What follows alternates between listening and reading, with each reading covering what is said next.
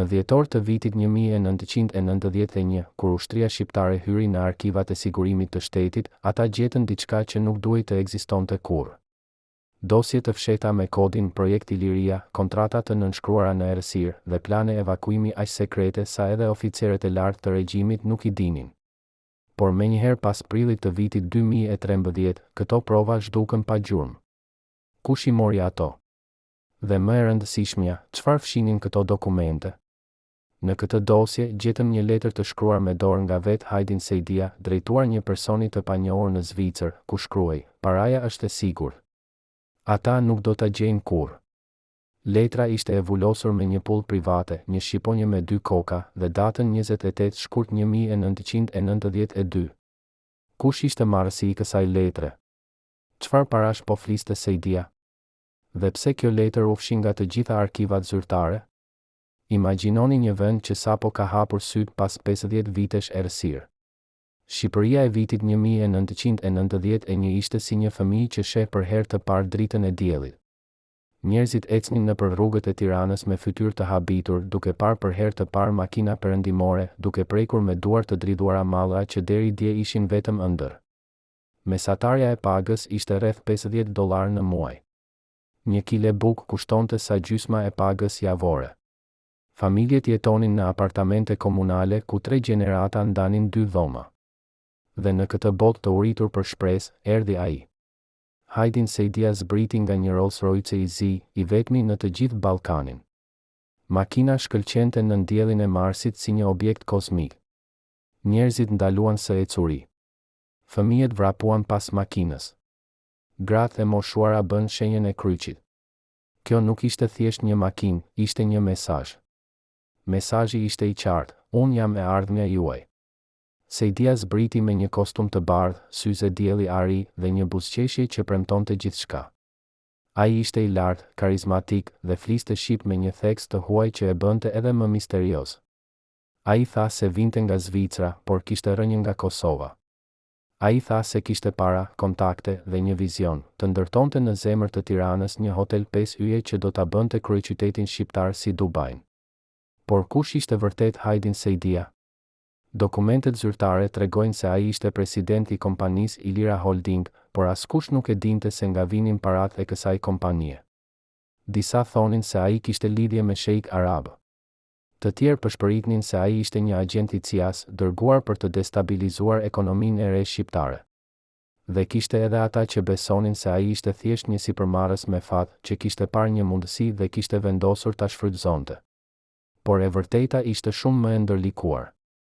Në dosjet e sigurimit gjetëm një raport nga viti 1988, ku emri i Sejdias përmendej në lidhje me një operacion të fshehtë në Jugosllavi.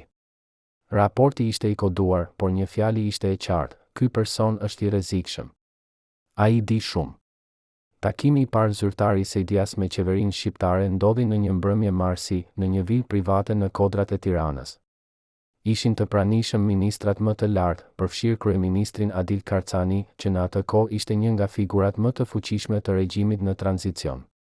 Sejdia erdhi me një valixhe lëkure, plot me skica, plane dhe fotografi nga hotele luksoze në Dubai, Monte Carlo dhe Gjenevë. Ai foli për orë të tëra. Ai tha se Shqipëria kishte nevojë për një simbol të ri, një vend ku biznesmenet perëndimor do të vinin për të investuar, ku turistët do të kalonin netët e tyre, ku elita e re shqiptare do të festonte suksesin e saj. Ai premtoi se do të ndërtonte një hotel me 150 dhoma, një qendër biznesi me zyra moderne dhe një kazino që do të tërhiqte miliona dollar në vit. Dhe e gjithë kjo do të ndodhte në vendin më të mirë të mundshëm, menjëherë pas Pallatit të Kulturës, në këndin verilindor të sheshit Skënderbej. Ministrat e dëgjuan me gojë hapur. Disa ishin skeptik, por shumica ishin të magjepsur. Sejdia nuk kërkoi vetëm leje, ai kërkoi mbështetje. Ai tha se kishte nevojë për kredi nga bankat shtetërore, për lehtësira tatimore dhe për një kontratë ekskluzive që do t'i jepte të drejtën të ndërtonte pa konkurrencë. Dhe qeveria, e dëshpëruar për të treguar botës se Shqipëria po ndryshonte, i dha gjithçka. Kontrata u nënshkrua në prill të vitit 1991. Sejdia mori një kredi fillestare prej $5 milion, një shumë astronomike për një vend ku buxheti vjetor i shtetit ishte më pak se 100 milion. Por askush nuk pyeti, si do t'i kthej këto para. Askush nuk pyeti, çfarë garancish ka. Askush nuk pyeti, pse një biznesmen i huaj do të investonte në vendin më të varfër të Evropës. Ndërtimi filloi në maj. Makineri të mëdha erdhën nga Italia. Punëtor shqiptar u punësuan me paga që ishin 3 herë më të larta se mesatarja. Njerëzit vinin çdo ditë për të parë gropën që po thelloi. Fëmijët luanin në buzë të saj. Gratë sillnin ushqim për punëtorët. Ishte si një festë kombëtare. Çdo metër që gropta thelloi ishte një metër më afër së ardhmes. Çdo ditë që kalonte ishte një ditë më afër mrekullisë. Dhe Sejdia ishte kudo. Ai shfaqej në televizion, jepte intervista, ftonte gazetarë në kantier. Ai vishej gjithmonë me kostume të shtrenjta, pinte shampanjë në hotelet më të mira dhe udhëtonte me helikopter midis Tiranës dhe Durrësit. Ai ishte ylli i ri i Shqipërisë. Ai ishte prova e gjallë se kapitalizmi funksiononte. Por në errësirë diçka po shkonte keq. Punëtorët filluan të vinin më rrallë. Makineria ndaloi së punuari. Gropta arriti në një thellësi prej 15 metrash dhe pastaj asgjë. Askush nuk e kuptoi menjëherë. Sejdia tha se kishte probleme me burokracinë. Ai tha se qeveria po e vononte lejen për fazën e 2. Ai tha se furnizuesit italian po kërkojnë më shumë para. Por e vërteta ishte se paraja kishte mbaruar. Ose më sakt, paraja kishte shkuar diku tjetër. Në llogaritë bankare në Zvicër, në vila në Dubai, në investime të fshehta që askush nuk i dinte. Sejdia kishte marrë miliona nga shteti shqiptar, nga partner privat, nga kontrata paraprake dhe i kishte shpërndarë në përbot si një iluzionist që fshet topin në gota të ndryshme. Dhe pastaj, një mëngjes shtatori të vitit 1992, Hajdin Sejdia zhduku. Rolls-Royce i tij u gjeti braktisur në aeroportin e Rinasit. Zyrat e Ilira Holding ishin të mbyllura. Telefoni i tij nuk përgjigjej. Ai kishte ikur pa lënë asnjë shenjë, përveç një grope të madhe në zemër të Tiranës. Gropta mbushi me ujë të ndotur. Fëmijët filluan të hidhnin gur në të. Qend e ndacak pinin nga uji i saj. Dhe njerëzit, ata që kishin besuar, ata që kishin ëndërruar, ata që kishin pritur, mbetën të shikojnë në atë vrim të zezë dhe të pyesnin veten, si na gënjeu kaq lehtë? A e dini se çfarë ndjen një popull kur e mashtrojnë për herë të parë? Kur e gjithë shpresa e tij kthehet në një grop plot ujë të ndotur? Kur burri që premtoi parajsën largohet në errësirë dhe lë pas vetëm borxhe dhe turp? Shqiptarët e mësuan këtë mësim në mënyrën më të dhimbshme. Por pyetja mbetet, a ishte Hajdin Sejdia një mashtrues i thjeshtë, apo diçka më e madhe? A ishte ai një simptom e një sëmundjeje më të thellë? Dhe më e rëndësishmja, kush e lejoi atë të bëjë këtë? Për herë të parë në 35 vjet, njeriu që ishte përgjegjës për sigurinë personale të Hajdin Sejdias pranon të flasë përpara kamerave. Ai quhet Agron dhe në vitin 1991 ishte një ish oficer i sigurimit të shtetit që kishte humbur punën pas rënies së regjimit. Kur Sejdia erdhi në Tiranë, Agron ishte një nga të parët që u punësua si roj personal. Ai ishte me Sejdian çdo ditë, nga mëngjesi deri në mbrëmje. Ai e pa gjithçka. Dhe sot, për herë të parë, ai flet. Ajo që na thot për javët e fundit të projektit do të përmbysë gjithçka që mendoni se dini. Nga bisedat private midis Sejdias dhe partnerëve të tij të fshehtë, deri te planet e dëshpëruara për të ikur, deri te momenti kur ai kuptoi se gjithçka kishte mbaruar.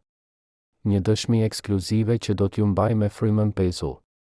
Agron na tregon se Sejdia nuk ishte një njeri i thjeshtë. Ai ishte i zgjuar, karizmatik dhe jashtëzakonisht i kujdesshëm. Çdo mbrëmje, pas punës, ai mblidhte ekipin e tij të ngushtë në një vilë private në Daj. Aty, larg syve të kuriozëve, ai diskutonte planet e vërteta.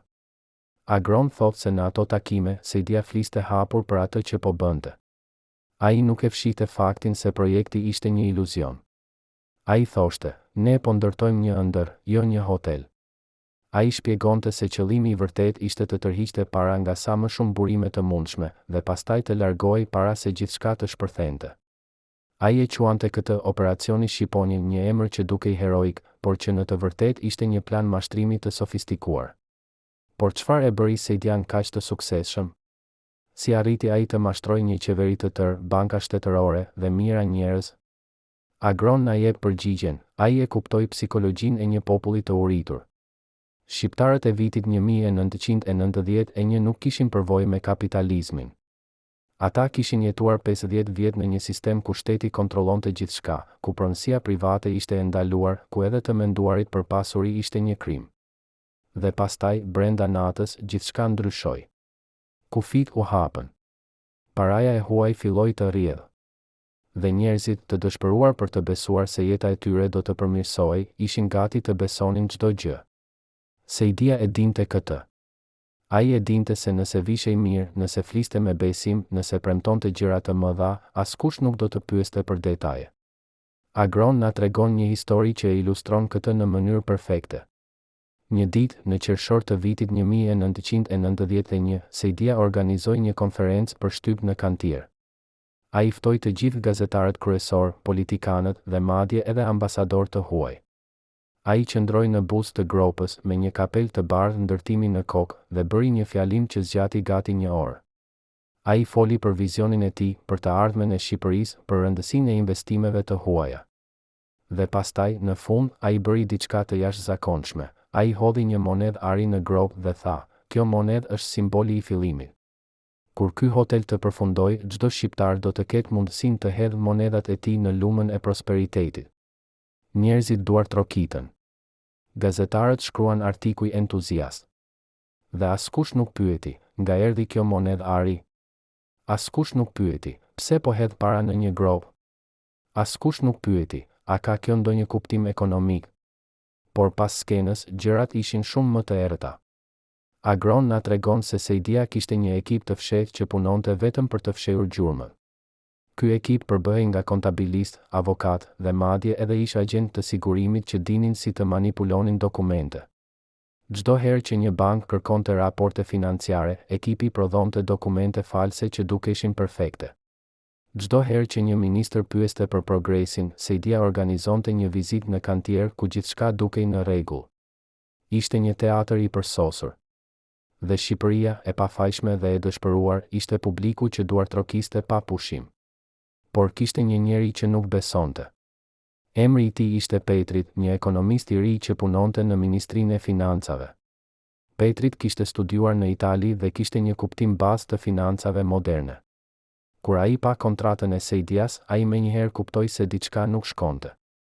Ai llogariti se me kredinë që kishte marrë Sejdia dhe me koston e deklaruar të projektit, matematika nuk dilte. Ai shkroi një raport të detajuar ku shpjegonte se projekti ishte financiarisht i pamundur. Ai e dërgoi raportin të shefi i tij, i cili e dërgoi te ministri, i cili e injoroi. Pse? Sepse askush nuk donte të dëgjonte lajme të këqija.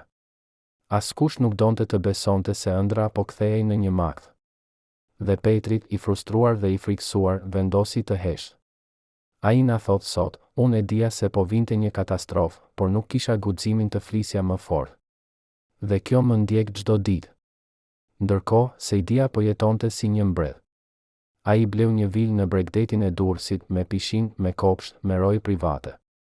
Ai organizonte festa ku ftonte politikanë, biznesmene dhe artistë. Ai pinte verë të shtrenjtë, hante ushqime të importuara dhe jepte dhurata të shtrenjta për të gjithë. Njëherë, ai i dha një ministre një orë Rolex që kushtonte më shumë se paga e saj vjetore.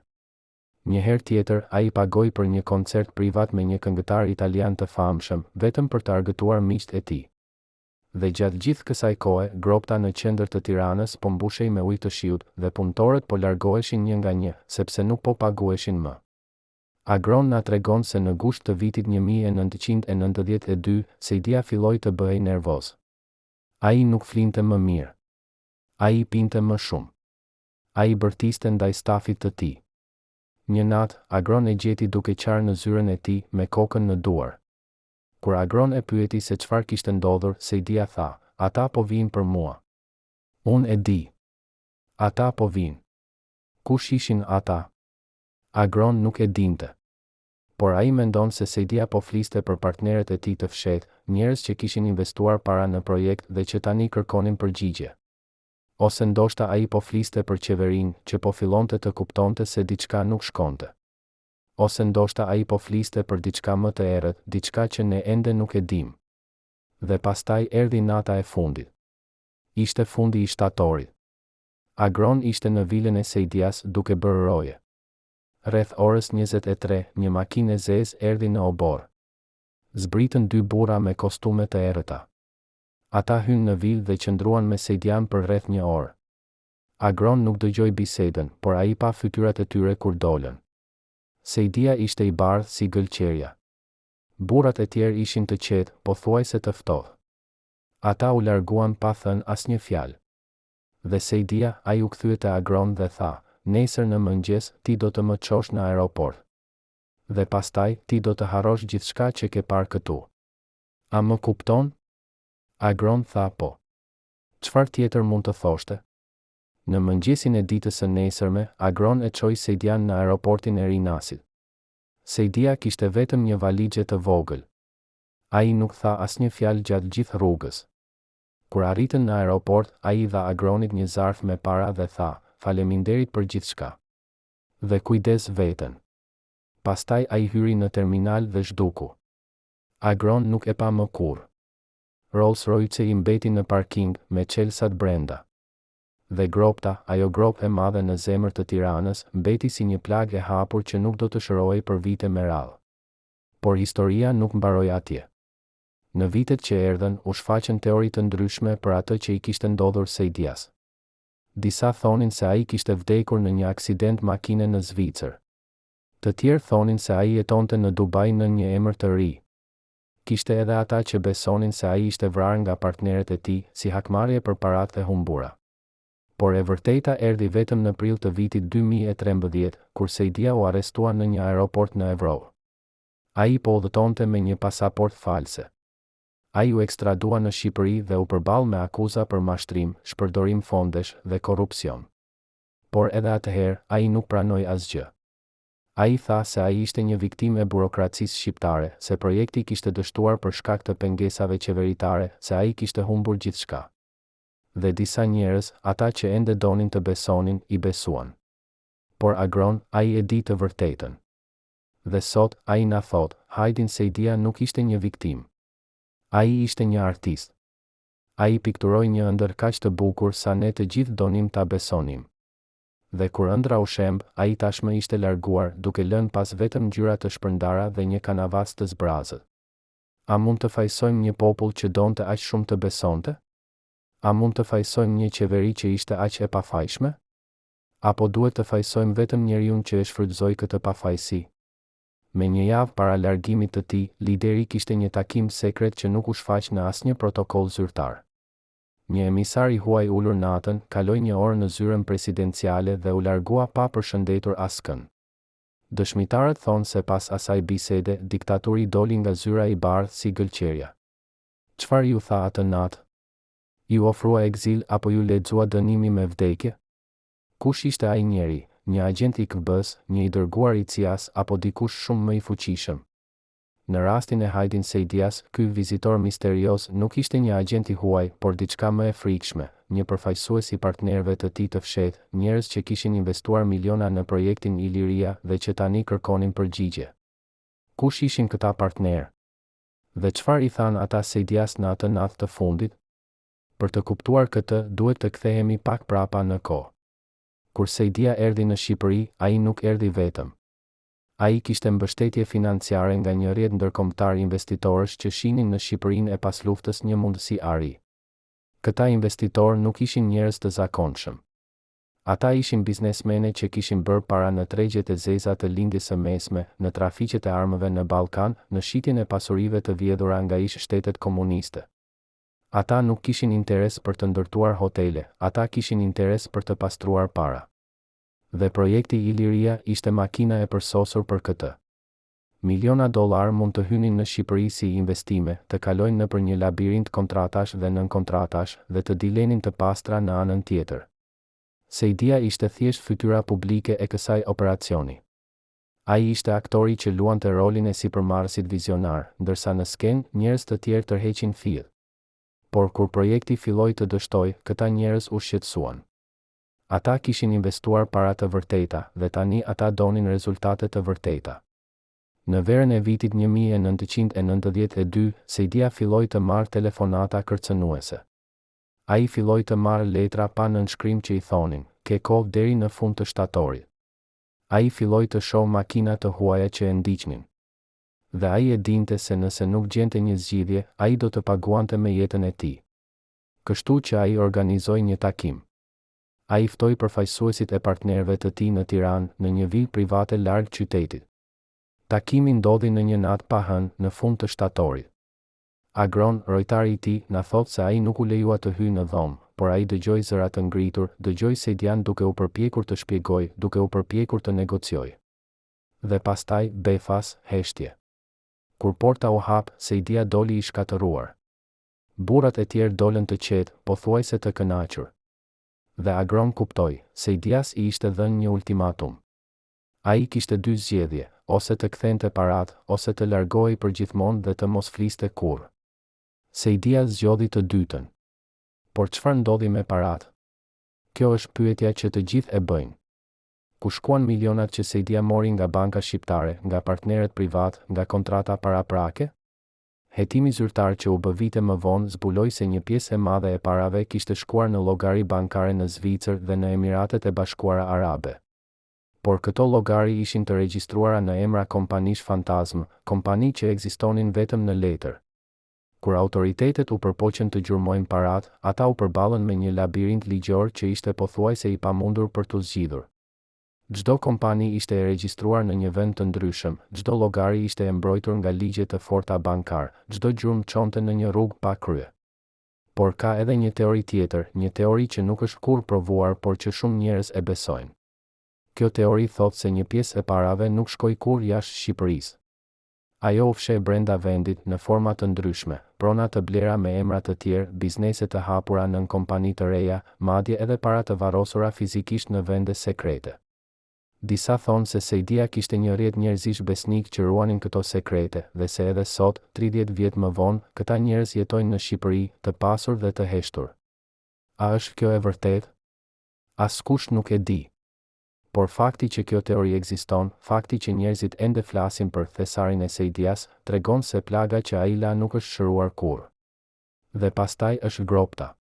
Ajo gropë e famshme, gropa e Hajdinit, që qëndroi në zemër të Tiranës për pothuajse 10 vjet. Çdo ditë, mijëra njerëz kalonin pranë saj.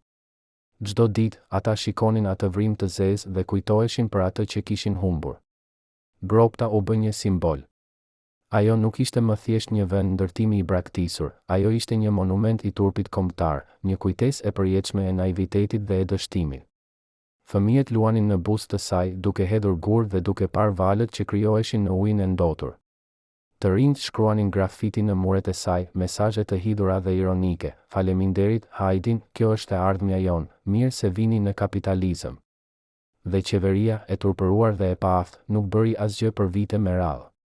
Por në fund, në fillim të viteve 2000, gropta u mbush. Jo me një hotel, por me tokë dhe beton. Ajo u shndërrua në një park të vogël, me lule dhe stola. Sot, nëse ecni në atë vend, ju nuk do ta dini kurrë se aty poshtë, nën këmbët tuaja, qëndron një histori e tërë e mashtrimit dhe e shgënjimit. Ju do të shihni vetëm një park të qetë, ku njerëzit ulen për të pirë kafe dhe për të parë jetën që kalon. Por për ata që e kujtojnë, për ata që ishin atje, për ata që besuan, ajo gropë nuk është kurrë mbyllur. Ajo ende ekziston, jo në tokë, por në kujtesën kolektive të një populli që mësoi mësimin më të vështirë, se jo gjithçka që shkëlqen është arë. Hajdin Saidia u kthye në Shqipëri në prill të vitit 2013, jo si një hero, por si një akuzuar. Ai u arrestua në një aeroport evropian dhe u ekstradua për t'u përballur me drejtësinë. Gjyqi i tij zgjati muaj të tërë. Ai u përball me akuza për mashtrim, shpërdorim fondesh dhe korrupsion. Por edhe në gjykat, ai mbajti maskën. Ai tha se ai kishte qenë një vizionar, se ai kishte dashur të ndihmonte Shqipërinë, se ai kishte qenë viktimë e një sistemi të korruptuar që nuk e kishte lejuar të punonte. Ai qau në gjykat. Ai u lut për falje. Dhe disa njerëz, ata që ende donin të besonin, i besuan. Por shumica e njerëzve e dinin të vërtetën. Ata e dinin se Saidia nuk ishte një viktim, ai ishte një artist i mashtrimit, një mjeshtër i iluzionit, një njeri që kishte parë një mundësi dhe e kishte shfrytëzuar pa mëshirë. Por historia e Hajdin Sejdias nuk është vetëm historia e një mashtrimi. Ajo është historia e një populli që po mësonte të ecte në një botë të re. Shqipëria e vitit 1991 ishte si një fëmijë që po mësonte të ecte, ajo rrëzoi, ajo lëndoi, por ajo vazhdonte të provonte. Sejdia ishte një nga rrëzimet e para, por jo e fundit. Në vitet që erdhën, do të kishte piramidat financiare që do të rrëzonin qeverinë. Do të kishte skandale korrupsioni që do të tronditnin vendin. Do të kishte premtime të tjera të pambajtura, ëndra të tjera të thyrë. Por çdo herë, Shqipëria do të ngrihej përsëri. Çdo herë, ajo do të mësonte diçka të re. Dhe çdo herë, ajo do të bëhej pak më e fortë. Sot, kur shikojmë prapa në historinë e Hajdin Sejdias, ne mund ta shohim atë si një mësim.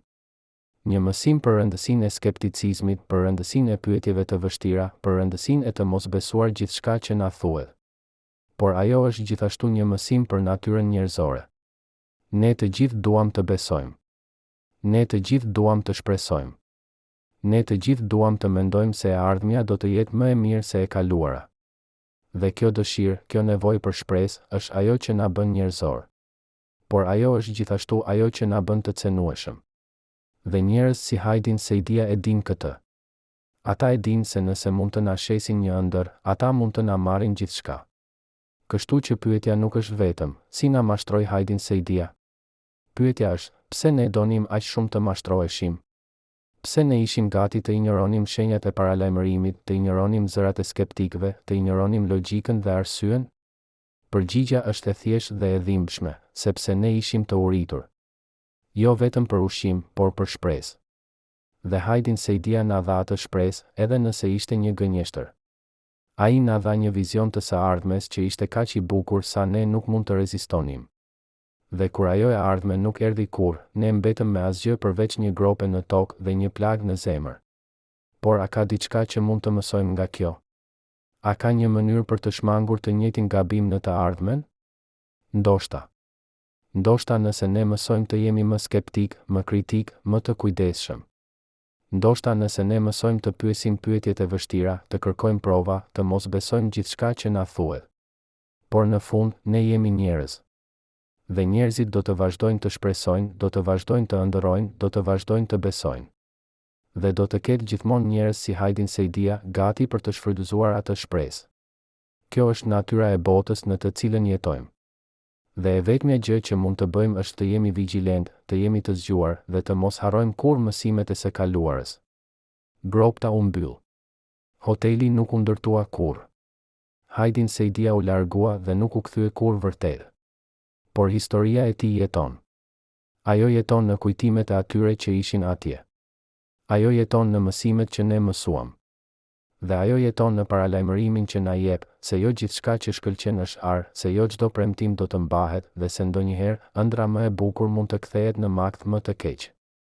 A jeni gati të dëgjoni pjesën tjetër të kësaj historie? A jeni gati të zbuloni sekretet që ende nuk janë treguar? Sepse kjo është vetëm fillimi. Ka shumë më tepër për të zbuluar, shumë më tepër për të kuptuar, shumë më tepër për të mësuar. Dhe ne do të jemi këtu, duke ju treguar të vërtetën, një kapitull në një kohë. Deri në çastin e fundit besova se do të shpëtonim, thot një ish oficer nga roja personale e Hajdin Sejdias, duart ende duke i rënë në dridhje pas 35 vitesh. Çfarë dinte ky njeri që ne nuk e dim? Këtë mbrëmje, 3 ish antar të rrethit të brendshëm të sigurisë së Sejdias flasin për herë të parë për sekretet që i kanë ruajtur dekada të tëra. Zbulimi i tyre do të ndryshojë gjithçka që mendoni se dini për ditët e fundit të projektit. Nga bisedat private midis Sejdias dhe partnerëve të tij të fshehtë, deri te planet e dëshpëruara për t'u larguar, deri te momenti kur ai kuptoi se gjithçka kishte mbaruar përgjithmonë. Një dëshmi ekskluzive që do t'ju mbaj me frymën pezull dhe do t'ju bëj të pyesni veten, sa shumë nga e vërteta na është fshehur gjithë këto vite? Emri i dytë është Flamur, një ish kontabilist që punonte drejt për drejt në zyrat e Ilira Holding gjatë viteve 1991 deri në 1992. Flamur ishte një nga pak njerëzit që kishte akses në dokumentet e vërteta financiare, jo ato që i tregoheshin bankave apo qeverisë, por ato të vërteta, ato që tregonin se ku shkonte çdo cent. Ai na tregon se çdo javë ai duhej të përgatiste 2 grupe raportesh. Grupi I parë ishte për publikun, plot me shifra optimiste, projeksione të shkëlqyera, premtime për fitim. Grupi I dytë ishte për Sejdian dhe partneret e tij, dhe ai tregonte një realitet krejtësisht të ndryshëm. Në këto raporte, Flamur shihte se paratë po largoheshin nga Shqipëria me një shpejtësi alarmante. Çdo muaj, miliona dollar transferoheshin në llogari jashtë vendit, të maskuara si pagesa për furnizues, konsulencë teknike apo tarifa administrative. Por në të vërtetë, këto ishin thjesht mënyra për të vjedhur paratë para se dikush të kuptonte. Flamur na tregon një detaj që e bën historinë edhe më të frikshme. Në korrik të vitit 1992, ai zbuloi një transakcion të çuditshëm. Një shumë prej 3 milion dollarësh ishte transferuar në një kompani në Cayman Islands, një kompani që Flamur nuk e kishte dëgjuar kurrë më parë. Ai e pyeti Sejdian për këtë. Sejdia e shikoi me një shprehje të ftohtë dhe tha: "Ka gjëra që ti nuk ke nevojë t'i dish. Bëj punën tënde dhe mos bëj pyetje." Flamur kuptoi menjëherë se kishte prekur diçka të rrezikshme. Ai nuk pyeti më kurrë. Por ai filloi të mbante kopje sekrete të dokumenteve, duke I fshehur në shtëpinë e tij, duke menduar se një ditë ato mund të ishin të dobishme. Dhe ai kishte të drejtë. Këto dokumente, që ai ruajti për 30 vjet, janë dëshmia më e fortë që ekziston për atë që ndodhi vërtet me paratë e projektit Iliria. Por historia bëhet edhe më e errët kur flasim me personin e tretë, një grua që e quajmë Mirela për të mbrojtur identitetin e saj. Mirela ishte sekretare personale e Sejdias dhe ajo ishte me të çdo ditë, nga mëngjesi deri në mbrëmje. Ajo dëgjonte telefonatat e tij, lexonte letrat e tij, organizonte takimet e tij. Dhe ajo pa diçka që askush tjetër nuk e pa, frikën e tij. Mirela na tregon se Sejdia nuk ishte njeri I ftohtë dhe I sigurt që shfaqej në publik. Në privat, ai ishte I shqetësuar, I tensionuar, I frikësuar. Ai merrte pilula për të fjetur. Ai pinte shumë. Ai bërtiste ndaj stafit të tij për gjëra të vogla. Dhe ai fliste shpesh në telefon me njerëz që Mirela nuk I njihte, biseda që zhvilloheshin në gjuhë të huaja, biseda që përfundonin me Sejdian duke ulur zërin dhe duke dalë nga zyra me fytyrë të shqetësuar. Një ditë, në gusht të vitit 1992, Mirela dëgjoi një bisedë që e ndryshoi gjithçka. Sejdia po fliste në telefon me dik në anglisht. Ai po përpiqej të shpjegonte se projekti kishte nevojë për më shumë kohë, se ai po punonte për të gjetur zgjidhje, se ai nuk po I tradhtonte. Por zëri në anën tjetër të linjës ishte I ftohtë dhe I prerë. Mirela nuk e kuptoi gjithçka, por ajo dëgjoi një fjali që e ngriu: "Oh, have until September. After that, you're on your own." Sejdia u përpoq të negocionte, por linja u ndërpre. Ai hodhi telefonin në mur me një forcë të tillë sa ai u thye në copa. Pastaj ai ul në karrige, vuri kokën në duar dhe qëndroi kështu për minuta të tëra. Mirela nuk guxoi të hyjë. Ajo thjesht qëndroi jashtë derës, duke dëgjuar heshtjen e rëndë që kishte zënë vendin e zërit të tij. Por çfarë po ndodhte vërtet në ato javë të fundit? Për ta kuptuar këtë, duhet të shikojmë në kontekstin më të gjerë. Në verën e vitit 1992, Shqipëria po kalonte një krizë ekonomike të thellë. Inflacioni po rriste me shpejtësi. Papunësia po shpërthente. Njerëzit po largoheshin nga vendi me mira. Dhe qeveria, e dëshpëruar për të mbajtur stabilitetin, po fillonte të bënte pyetje të vështira për projektet e mëdha si Iliria. Kishte filluar një hetim të brendshëm për të kuptuar se ku kishin shkuar paratë e kredive shtetërore. Dhe Sejdia e dinte se ishte vetëm çështje kohe para se e vërteta të dilte në shesh. Ai kishte dy zgjedhje, ose të qëndronte dhe të përballej me pasojat, ose të largohej dhe të shpresonte se do të mund të fillonte një jetë të re diku tjetër. Ai zgjodhi të dytën.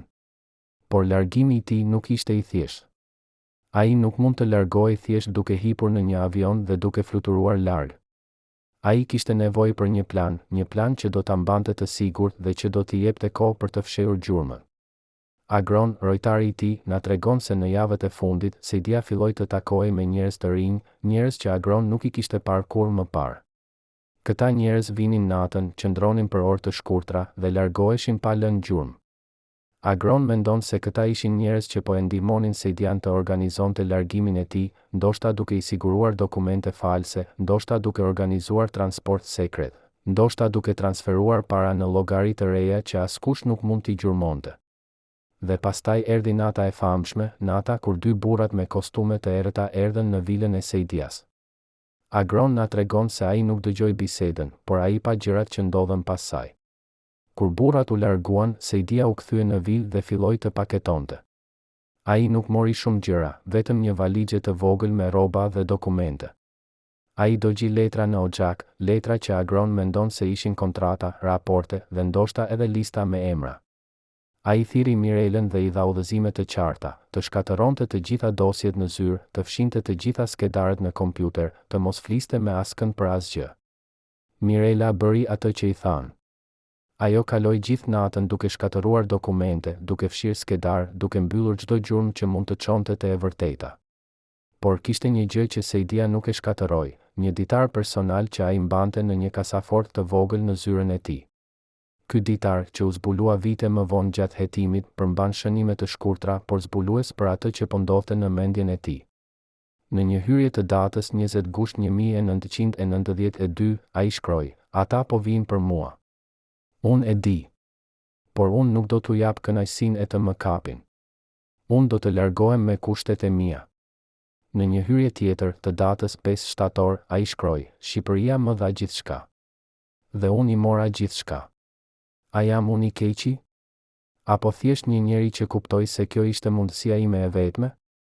Këto fjalë tregojnë një njeri që po përpiqej të justifikonte veprimet e tij, një njeri që po përpiqej të besonte se ai nuk ishte një mashtrues, por thjesht një oportunist që kishte shfrytëzuar një situatë. Por a ishte ai vërtet vetëm një oportunist? Apo kishte diçka më të thellë, diçka më të errët në motivet e tij? Flamur, kontabilisti, na jep një teori interesante. Ai thot se Saidia nuk ishte thjesht një njeri që donte të bënte para. Ai ishte një njeri që donte të provonte diçka. Ai donte të provonte se ai mund të mashtronte një vend të tërë, se ai mund të luante me qeveri dhe banka dhe njerëz, dhe se ai mund të largohej pa u kapur. Ishte një lloj loje për të, një sfidë intelektuale. Dhe kur ai e arriti, kur ai u largua me miliona dollar dhe pa u kapur për vite me radhë, ai ndoshta ndjeu një kënaqësi të çuditshme, një ndjenjë fitoreje. Por kjo fitore kishte një kosto. Ajo la pas një vend të shkatëruar, një popull të shgënjur dhe një plagë që nuk do të shërohej kurrë plotësisht. Mirela na tregon se në mëngjesin e largimit, Saidia ishte i qetë, pothuajse i relaksuar. Ai vishej me kujdes, hëngri mëngjes dhe madje bëri një shaka me stafin. Ishte sikur ai kishte pranuar fatin e tij dhe kishte vendosur ta përballonte me dinjitet. Por kur ai ul në makinë dhe Agron filloi të drejtonte drejt aeroportit, Mirela pa diçka në sytë e tij që e tronditi. Ajo pa një trishtim të thellë, një pendim që ai nuk e kishte shprehur kurrë me fjalë. Ndoshta, në atë moment, ai kuptoi se çfarë kishte bërë. Ndoshta ai kuptoi se ai kishte shkatëruar ëndrat e mira njerëzve, se ai kishte lënë pas një trashëgimi turpi dhe dështimi. Ose ndoshta ai thjesht po mendonte për jetën e re që po fillonte, një jetë në ekzil, një jetë ku ai do të duhej të fshihej përgjithmonë. Kur Saidia arriti në aeroportin e Rinasit, ai zbriti nga makina dhe i dha Agronit një zarf me para. Ai tha: "Faleminderit për gjithçka. Dhe kujdes veten." Pastaj ai u kthye dhe hyri në terminal. Agron e shikoi duke u larguar, duke u zhdukur në turmën e udhëtarëve. Dhe ai nuk e pa më kurrë. Rolls-Royce i mbeti në parking, me qelsat brenda, si një simbol i një epoke që kishte mbaruar. Dhe gropta, ajo grop e madhe në zemër të Tiranës, mbeti si një plagë e hapur që do të kujtonte përgjithmonë atë që kishte ndodhur. Por historia nuk mbaroi atje. Në vitet që erdhën, u shfaqën raporte të ndryshme për vendndodhjen e Saidias. Disa thonin se ai jetonte në Zvicër, në një emër të ri. Të tjerë thonin se ai ishte në Dubai, duke jetuar një jetë luksoze me paratë e vjedhura. Kishte edhe ata që besonin se ai ishte vrarë nga partnerët e tij, si hakmarrje për paratë e humbura. Por e vërteta erdhi vetëm në prill të vitit 2013, kur ai u arrestua në një aeroport evropian. Ai po udhëtonte me një pasaport false, duke u përpjekur të kalonte pa u vënë re. Por autoritetet e kishin në listën e tyre të kërkuar prej vitesh, dhe kur ai u zbulua, ai u arrestua menjëherë. Ai u ekstradua në Shqipëri dhe u përball me drejtësinë që ai kishte shmangur për aq kohë. Por edhe në gjykat, Saidia mbajti maskën. Ai mohoi të gjitha akuzat. Ai tha se ai kishte qenë një vizionar, se ai kishte dashur të ndihmonte Shqipërinë, se ai kishte qenë viktimë e një sistemi të korruptuar. Ai qau. Ai u lut. Dhe disa njerëz, ata që ende donin të besonin, i besuan. Por Agron, Flamur dhe Mirela, ata që e kishin njohur vërtet, ata që kishin parë të vërtetën, ata e dinin më mirë. Ata e dinin se Sejdia nuk ishte një viktim. Ai ishte një artist i mashtrimit, një mjeshtër i iluzionit, një njeri që kishte parë një mundësi dhe e kishte shfrytëzuar pa mëshirë. Dhe tani, 35 vjet më vonë, ata flasin për herë të parë, duke treguar të vërtetën që ata e kanë mbajtur të fshehtë për aq kohë. A mund t'i besojmë këtyre dëshmive? A mund të dim ndonjëherë të vërtetën e plotë? Apo do të mbetet gjithmonë një mister, një histori e paplotë që do të na mundojë për gjithmonë? Çfarë ndodh kur një njeri ka dhimbje koke? Mjeku personal thirret në fshehtësi në pallat. Asnjë diagnozë nuk arrin në dokumentet zyrtare. Por arkivat e sigurisë ruajnë një listë me medikamentet e porositura për diktatorin. Kjo listë zbulon një sëmundje që ai e ka fshehur nga populli për dekada të tëra. Në këtë dokumentar do të shihni provat mjekësore që ndryshojnë gjithçka që dinit për vitet e fundit të diktatorit. Por në rastin e Hajdin Sejdias, sekreti mjekësor nuk ishte i tij, por i dikujt tjetër, dikujt që luante një rol kyç në historinë e tij, dikujt që ndoshta e detyroi atë të vepronte ashtu siç veproi. Ky person ishte Elena, gruaja e tij, një grua misterioze që shumë pak njerëz e kishin parë ndonjëherë, por që kishte një ndikim të madh në vendimet e Sejdias. Elena Sejdia ishte një enigmë. Ajo nuk shfaqej kurrë në publik. Ajo nuk jepte intervista. Ajo nuk fotografohej. Shumica e shqiptarëve nuk e dinin as që Sejdia ishte i martuar. Por ata që e njihnin, ata që kishin qenë në rreth të ngushtë, e dinin se Elena ishte një forcë e fuqishme pas skenës. Ajo ishte ajo që kontrollonte financat personale të Sejdias. Ajo ishte ajo që vendoste se cilat investime do të bëheshin dhe cilat jo. Dhe ajo ishte ajo që, sipas disa burimeve, e detyroi Sejdian të largohej kur gjithçka filloi të shpërbëhej. Mirela, sekretarja, na tregon se ajo takoi Elenën vetëm një herë, në një mbrëmje vere në vilën e Dajt. Elena erdhi pa paralajmërim, hyri në zyrën e Sejdias dhe qëndroi atje për më shumë se 2 orë. Mirela dëgjoi zëra të ngritur, dëgjoi Sejdian duke u përpjekur të shpjegonte, duke u përpjekur të qetësonte. Por Elena nuk qetësohej. Kur ajo doli nga zyra, fytyra e saj ishte e skuqur, sytë e saj ishin plot lot dhe ajo kaloi pranë Mirelës pa thënë asnjë fjalë. Sejdia doli pas saj, i shkatëruar, i lodhur, i mposhtë. Ai u ul në karrige dhe tha, ajo do të më lërë. Ajo do të marrë gjithçka dhe do të më lërë. Mirela nuk e pyeti se çfarë kishte ndodhur. Ajo thjesht qëndroi atje, duke e shikuar atë njeri të fuqishëm të kthehej në një fëmijë të frikësuar. Por çfarë kishte ndodhur vërtet? Flamur, kontabilisti, na jep një shpjegim. Ai thot se Elena kishte zbuluar se Sejdia po transferonte para në llogari personale, llogari që ajo nuk i kontrollonte. Ajo kishte zbuluar se ai po fshihte para nga ajo, duke i përgatitur për një largim të mundshëm ku ai do të largohej vetëm, duke e lënë atë pas. Elena ishte e tërbuar. Ajo kërkoi që të gjitha paratë të transferoheshin në llogari të përbashkëta, llogari që ajo mund t'i kontrollonte. Ajo kërcënoi se nëse ai nuk e bënte këtë, ajo do të shkonte te autoritetet dhe do të tregonte gjithçka që dinte. Sejdia ishte në një pozitë të vështirë. Ai nuk mund ta humbiste Elenën, sepse ajo dinte shumë. Por ai gjithashtu nuk mund t'i jepte asaj kontroll të plotë, sepse ai kishte nevojë për fleksibilitet për të vepruar shpejt nëse gjërat bëheshin të këqija. Kështu që ai bëri një kompromis. Ai transferoi një pjesë të parave në llogari të përbashkëta, por mbajti një pjesë në llogari sekrete që Elena nuk i dinte. Ishte një lojë e rrezikshme, një lojë që mund të shpërthente në çdo moment. Dhe në fund, ajo shpërtheu. Në fillim të shtatorit të vitit 1992, Elena zbuloi llogari të reja që Sejdia kishte hapur në Cayman Islands. Ajo e përball atë me prova, me dokumente që ajo kishte gjetur në zyrën e tij. Dhe kësaj here, ajo nuk kërcënoi. Ajo thjesht tha, unë po largohem. Dhe po marr gjysmën e gjithçkaje. Sejdia u përpoq ta bindë të qëndronte, por ajo ishte e vendosur. Ajo paketoi gjërat e saj dhe u largua, duke e lënë atë vetëm në vilën e madhe, të rrethuar nga luksi që ai kishte ndërtuar me para të vjedhura. Por historia e Elenës nuk mbaroi atje. Në vitet që erdhën, ajo u bë një figurë edhe më misterioze. Disa thonin se ajo jetonte në Zvicër duke jetuar me paratë që ajo kishte marrë nga Sejdia.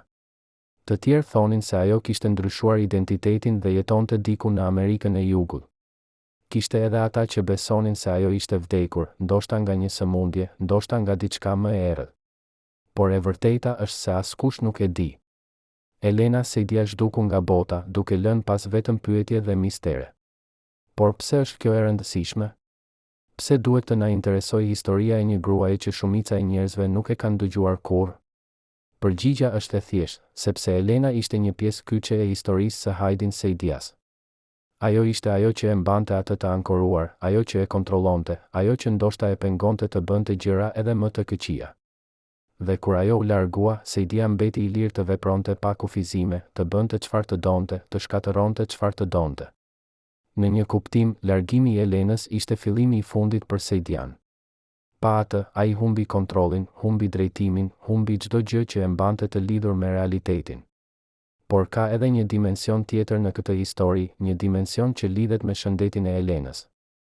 Mirela na tregon se në muajt para largimit të saj, Elena kishte filluar të shfaqte shenja të një sëmundjeje. Ajo kishte humbur peshë. Ajo dukej e lodhur, e dobët. Ajo merrte pilula që Mirela nuk i njihte. Një ditë, Mirela e pa Elenën duke folur me një mjek në telefon, një bisedë që dukej e tensionuar dhe e frikshme.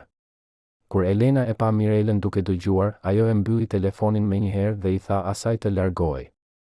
Por Mirela kishte dëgjuar mjaftueshëm për të kuptuar se diçka nuk shkonte.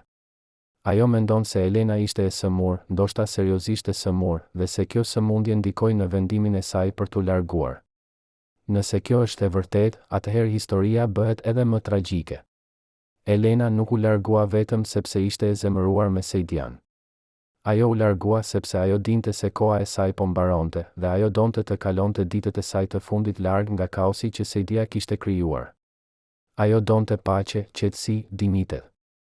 Dhe ajo nuk mund t'i gjente këto gjëra në Shqipëri, në atë vilë të madhe, në atë jetë të mbushur me gënjeshtra dhe mashtrime. Kështu që ajo u largua, duke marrë me vete sekretet e saj, duke lënë pas vetëm pyetje që nuk do të përgjigjen kurrë. Por çfarë ndodhi me paratë që Elena mori? Flamur na tregon se sipas dokumenteve që ai ka parë, Elena transferoi një shumë të madhe parash në një llogari në Zvicër pak para se të largohej. Kjo shumë ishte rreth $5 milion, një pjesë e konsiderueshme e pasurisë totale që Sejdia kishte grumbulluar. Por pas kësaj, gjurma humbet. Nuk ka më transferime, nuk ka më transaksione, nuk ka asgjë. Është sikur Elena zhduku nga faqja e tokës, duke marrë me vete paratë dhe sekretet e saj. Disa besojnë se ajo i shpenzoi paratë për trajtim mjekësor, duke u përpjekur të luftonte sëmundjen që e po e konsumonte. Të tjerë besojnë se ajo i la paratë dikujt tjetër, ndoshta një të afërmi, ndoshta një miku të besuar. Por e vërteta mbetet një mister. Dhe kështu, historia e Hajdin Sejdias bëhet edhe më komplekse. Nuk është më thjesht historia e një mashtrimi, e një projekti të dështuar, e një grope në zemër të Tiranës. Është historia e një martese të shkatëruar, e një gruaje misterioze që zhduku, e sekreteve që nuk u zbuluan kurrë. Është historia e njerëzve që u përfshin në këtë dramë, njerëz që paguan një çmim të lartë për ambiciet dhe gënjeshtrat e një njeriu. Dhe është historia e një vendi që po mësonte mësimet e veta të dhimbshme për natyrën e kapitalizmit, për rreziqet e besimit të verbër, për koston e ëndërrave të pambajtura. Por a ka diçka që mund të mësojmë nga historia e Elenës? A ka një mësim këtu për ne? Ndoshta. Ndoshta mësimi është se pas çdo mashtrimi të madh, ka njerëz të vërtetë që vuajnë, njerëz që humbasin gjithçka, njerëz që mbeten me asgjë përveç kujtimeve dhe pendimeve. Elena ishte një nga këta njerëz. Ajo nuk ishte një viktime e pafajshme, sepse ajo dinte çfarë po bënte Sejdia dhe ajo zgjodhi të qëndronte me të për një kohë të gjatë. Por ajo ishte gjithashtu një njeri që në fund pagoi një çmim të lartë për zgjedhjet e saj. Dhe historia e saj na kujton se në botën e mashtrimit dhe e korrupsionit, askush nuk del i paprekur. Të gjithë paguajnë në një mënyrë apo në një tjetër. A mendoni se Elena meritonte fatin e saj? A mendoni se ajo duhej të kishte folur më herët, të kishte ndaluar Sejdian para se të ishte shumë vonë? Apo a mendoni se ajo ishte thjesht një viktime e rrethanave, një grua e kapur në një situatë që ajo nuk mund ta kontrollonte?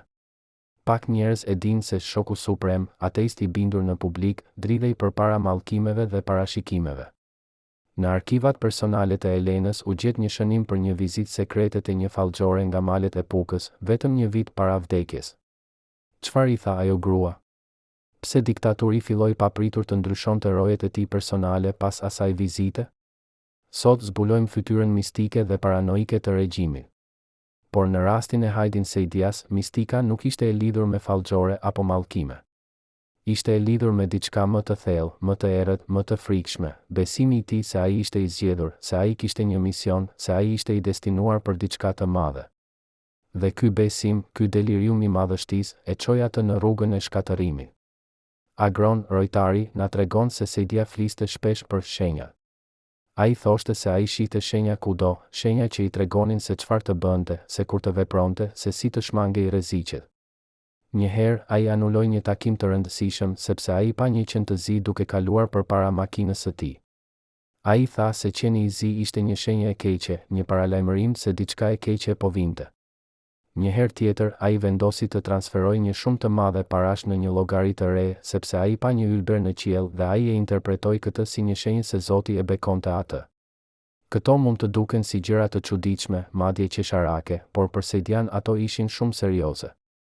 Ai besonte me të vërtetë se ai kishte një lidhje të veçantë me forcave të padukshme, se ai mund të lexonte mesazhe që të tjerët nuk mund t'i shihnin.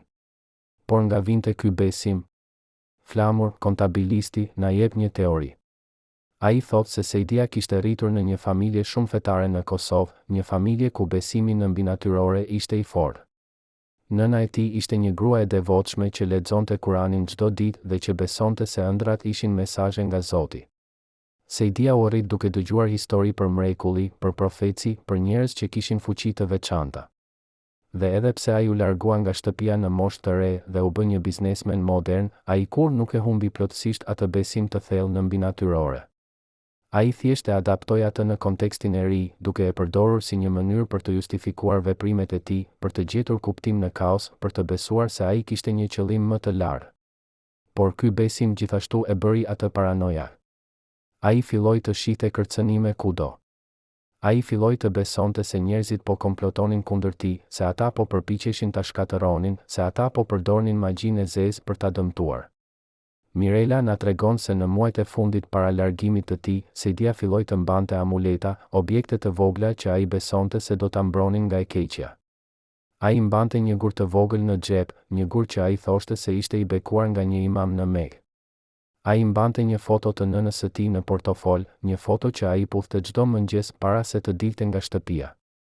Ai madje filloi të lexonte lutje që ai kishte mësuar në fëmijëri, lutje që ai besonte se do ta mbronin nga armiqtë e tij. Por a e mbrojti kjo? A e shpëtoi kjo nga fati që e priste? Sigurisht që jo. Sepse në fund nuk ishin forcat mbinatyrore që e shkatëruan Sejdian. Ishin forcat shumë njerëzore të lakmin, të mashtrimit, të tradhtisë. Ishin vendimet e tij të këqija, gënjeshtrat e tij, veprimet e tij të papërgjegjshme. Dhe asnjë amulet, asnjë lutje, asnjë besim në shenja nuk mund ta shpëtonte nga pasojat e atyre veprimeve. Por ka një moment në historinë e Sejdias që qëndron si një testament i besimit të tij në mbinatyrore, një moment që tregon se sa thellë shkonte ky besim. Ishte në gusht të vitit 1992, pak javë para largimit të tij. Sejdia organizoi një takim sekret me një njeri që ai e quante mësuesi.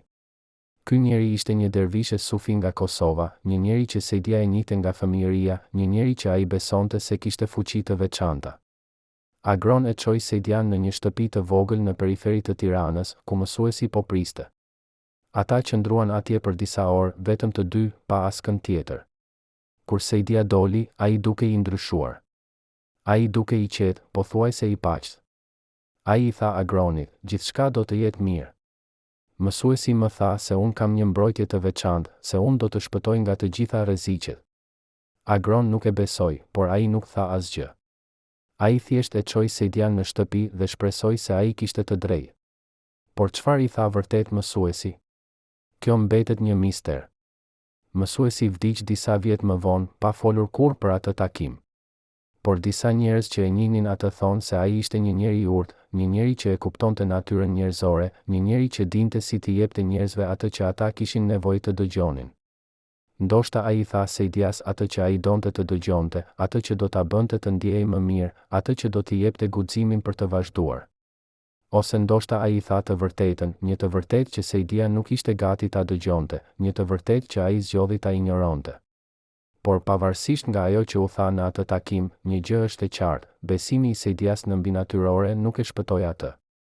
Ai u largua nga Shqipëria, ai jetoi në ekzil për vite me radhë, ai u arrestua në fund dhe u përball me drejtësinë.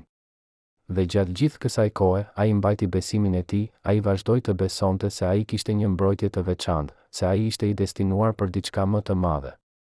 Por në fund, ai ishte thjesht një njeri me të meta, me gabime, me dështime. Dhe asnjë besim, asnjë lutje, asnjë amulet nuk mund ta ndryshonte këtë. Dhe kështu, historia e Hajdin Sejdias arrin në një pikë ku mistika dhe realiteti përplasen. Ai besonte se ai ishte I veçantë, se ai kishte një mision, se ai ishte I mbrojtur. Por realiteti ishte se ai ishte thjesht një mashtrues, një njeri që kishte shfrytëzuar një situatë, një njeri që kishte lënë pas një trashëgimi shkatërimi. Dhe gropta, ajo grop e famshme në zemër të Tiranës, qëndroi si një dëshmi e kësaj realiteti, një kujtesë e përjetshme e asaj që ndodh kur besimi I verbër takohet me ambicien e pakufizuar. Por a ka diçka që mund të mësojmë nga kjo? A ka një mësim këtu për ne? Ndoshta. Ndoshta mësimi është se besimi në mbinatyrore, besimi në shenja dhe në profeci, mund të jetë një mënyrë për të gjetur ngushëllim në kohë të vështira, por ai nuk mund të zëvendësojë përgjegjësinë personale, vendimmarrjen e shëndosh dhe etikën morale. Sejdia besonte se ai ishte I mbrojtur, por ai nuk ishte. Ai besonte se ai kishte një mision, por ai nuk kishte. Ai besonte se ai do të shpëtonte, por ai nuk shpëtoi. Dhe në fund, ai mbeti me asgjë përveç kujtimeve të një jete të mbushur me gënjeshtra dhe mashtrime. Dhe ne që dëgjojmë këtë histori sot, ne duhet të pyesim veten, a jemi ne të ndryshëm nga Sejdia? A besojmë ne gjithashtu në shenja, në profeci, në mbrojtje të veçanta? A jemi ne gati të injorojmë realitetin në favor të besimeve tona? Apo a kemi ne guximin për të përballuar të vërtetën, për të pranuar përgjegjësinë për veprimet tona, për të jetuar me integritet dhe me ndershmëri? Këto janë pyetje të vështira, pyetje që secili prej nesh duhet t'i përgjigjet për veten e tij. Por ato janë pyetje që vlen të bëhen, sepse ato na ndihmojnë të kuptojmë jo vetëm historinë e Hajdin Sejdias, por edhe historinë tonë, natyrën tonë dhe zgjedhjet që ne bëjmë çdo ditë. A jeni gati të përballeni me këto pyetje? A jeni gati të shikoni në pasqyrë dhe të pyesni veten se çfarë lloj njeriu jeni ju? Sepse në fund, kjo është ajo që kjo histori na mëson, se ne të gjithë kemi zgjedhje dhe zgjedhjet që ne bëjmë përcaktojnë jo vetëm fatin ton, por edhe fatin e atyre që na rrethojnë. Imagjinoni se jeni një nga 12 njerëzit që dinin gjithçka për Hajdin Sejdian, çdo sekret mjekësor, çdo plan evakuimi, çdo tunel të fshehur nën Tiranë. Tani imagjinoni se duhet të zgjidhni, të ruani besnikërinë tuaj ose të shpëtoni jetën tuaj. Më 22 dhjetor të vitit 1992, këta njerëz bën zgjedhjen që ndryshoi historinë e Shqipërisë. Çfarë I detyroi ata të tradhtojnë shefin e tyre suprem? Kush ishin këta 12 dhe çfarë dinin ata që ne nuk e dim? Në dosjet sekrete të sigurimit gjetëm një listë me emra, një listë që ishte fshirë nga të gjitha arkivat zyrtare, por që mbijetoi në një kopje të vetme, të fshehur në shtëpinë e një ish oficeri. Kjo listë përmban emrat e 12 njerëzve që formuan atë që quhej rrethit I brendshëm I Ilirisë, një grup kaq sekret sa edhe vetë anëtarët e tij nuk e dinin se sa shumë dinin të tjerët. Çdo njeri në këtë listë kishte një rol specifik, njëri kontrollonte financat, tjetri menaxhonte kontaktet me partnerët e huaj, një tjetër mbikëqyrte ndërtimin dhe kështu me radhë. Por ajo që I bashkonte të gjithë ishte një sekret I përbashkët, një sekret aq I rëndë sa ai mund të kishte kushtuar jetën e tyre nëse do të ishte zbuluar. Ky sekret kishte të bënte me natyrën e vërtetë të projektit Iliria. Siç e kemi parë tashmë, projekti nuk ishte thjesht një hotel I dështuar. Ai ishte një makinë për të pastruar para, një skemë e ndërlikuar që përfshinte llogari bankare në 10 vende, kompani fantazm dhe një rrjet ndërkombëtar kriminalësh dhe oportunistësh. Por ajo që rrethit I brendshëm e dinte dhe që askush tjetër nuk e dinte, ishte se projekti kishte edhe një qëllim tjetër, një qëllim më të errët dhe më të rrezikshëm. Ai ishte një mjet për të krijuar një rrjet ndikimi politik në Shqipërinë e re, një rrjet që do të lejonte Sejdian dhe partnerët e tij të kontrollonin vendime kyçe, të ndikojnë në zgjedhje, të manipulonin ekonominë. Ishte një plan ambicioz, një plan që nëse do të kishte funksionuar, do të kishte ndryshuar rrjedhën e historisë shqiptare për dekada të tëra. Por plani filloi të shpërbëhej në verën e vitit 1992. Anëtarët e rrethit të brendshëm filluan të kuptojnë se Sejdia po humbisnin kontrollin. Ai po bëhej më i paparashikueshëm, më i dhunshëm, më paranojak. Ai po fillonte të shite tradhtar kudo, edhe midis njerëzve më besnik. Dhe më e rëndësishmja, ai po fillonte të bënte gabime që po e ekspozonin të gjithë grupin ndaj rrezikut të zbulimit.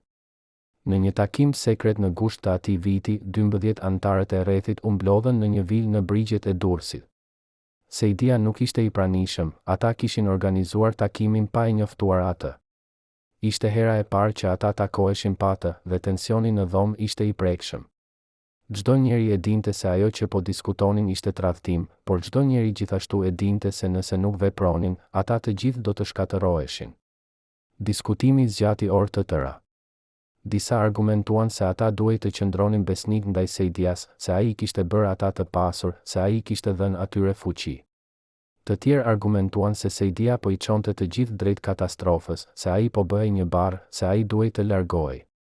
Në fund, ata arritën në një vendim, ata do t'i jepnin Sejdias një ultimatum. Ai duhej të largohej vullnetarisht, të transferonte kontrollin e operacioneve te ata dhe të zhdukej nga skena publike.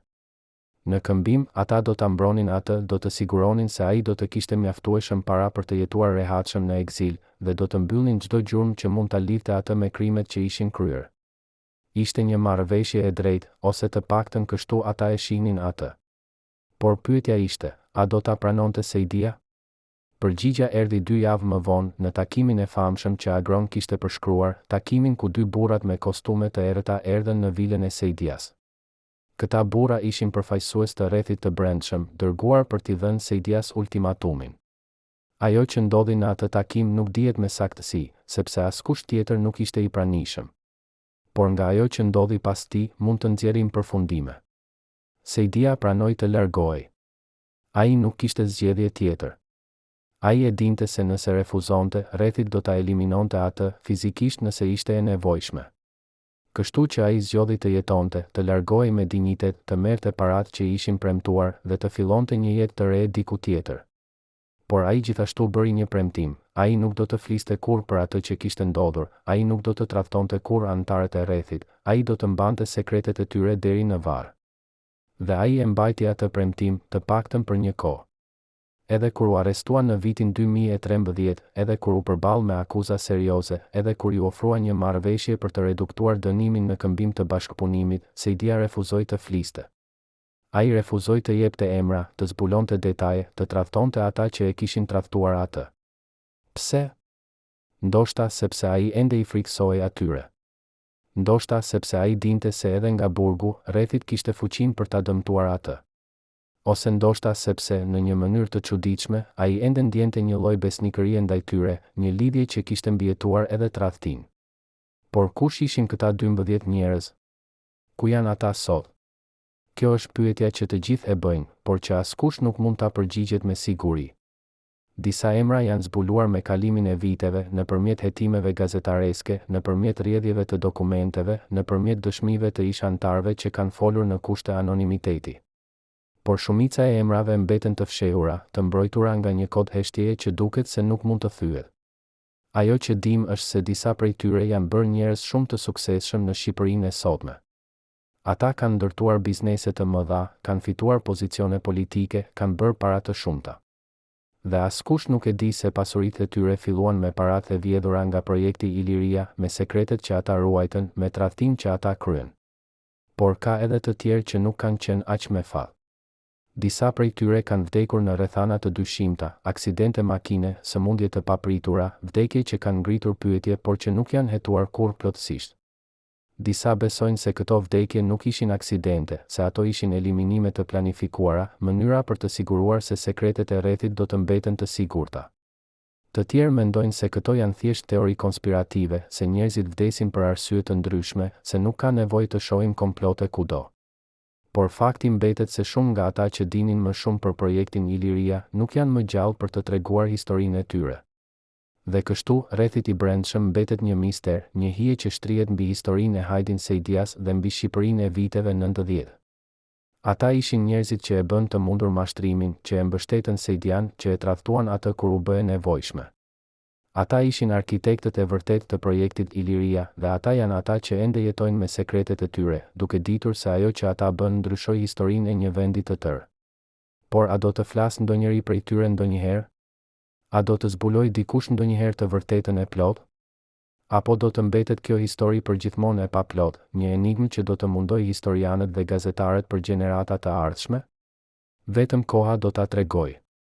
Por një gjë është e sigurt, sa më shumë që mësojmë për Hajdin Sejdian dhe projektin Iliria, aq më shumë kuptojmë se kjo nuk ishte thjesht historia e një njeriu, por historia e një sistemi, e një rrjeti, e një grupi njerëzish që vendosën se ata mund të manipulonin një vend të tërë për përfitimet e tyre personale. Dhe pyetja që duhet të bëjmë është, a ka ndodhur kjo përsëri që atëherë? Apo ndodh edhe tani? A ka rrethe të brendshme të tjerë që operojnë në errësirë, duke manipuluar, duke mashtruar, duke vjedhur? Dhe nëse po, çfarë mund të bëjmë ne për t'i ndaluar ata? Në pallatin e Hajdin Sejdias ekzistonin tunele dhe bunker që as arkitektët zyrtar nuk I njohin edhe sot. Kush I ndërtoi ato në fshehtësi? Ku çonin këto tunele? Dhe pse, në ditët e fundit të projektit, Elena Sejdia kontrollonte personalisht këto rrugë evakuimi çdo natë? Roja personale ka ruajtur këto sekrete për më shumë se 3 dekada, por sot flasin për herë të parë. Ajo që ata zbulojnë do t'ju bëjë të pyesni veten, sa shumë nga Tirana që ne shohim çdo ditë është e vërtetë dhe sa shumë është thjesht një fasadë që fsheh një botë tjetër, një botë nëntoksore të sekreteve dhe të komploteve? Historia e tuneleve fillon në fillim të vitit 1991, kur Sejdia sapo kishte arritur në Tiranë dhe po fillonte të negocionte për projektin Iliria. Në ato ditë, ai takoi një inxhinier të vjetër, një njeri që kishte punuar për regjimin komunist dhe që kishte njohuri të thella për infrastrukturën e fshehtë të Tiranës.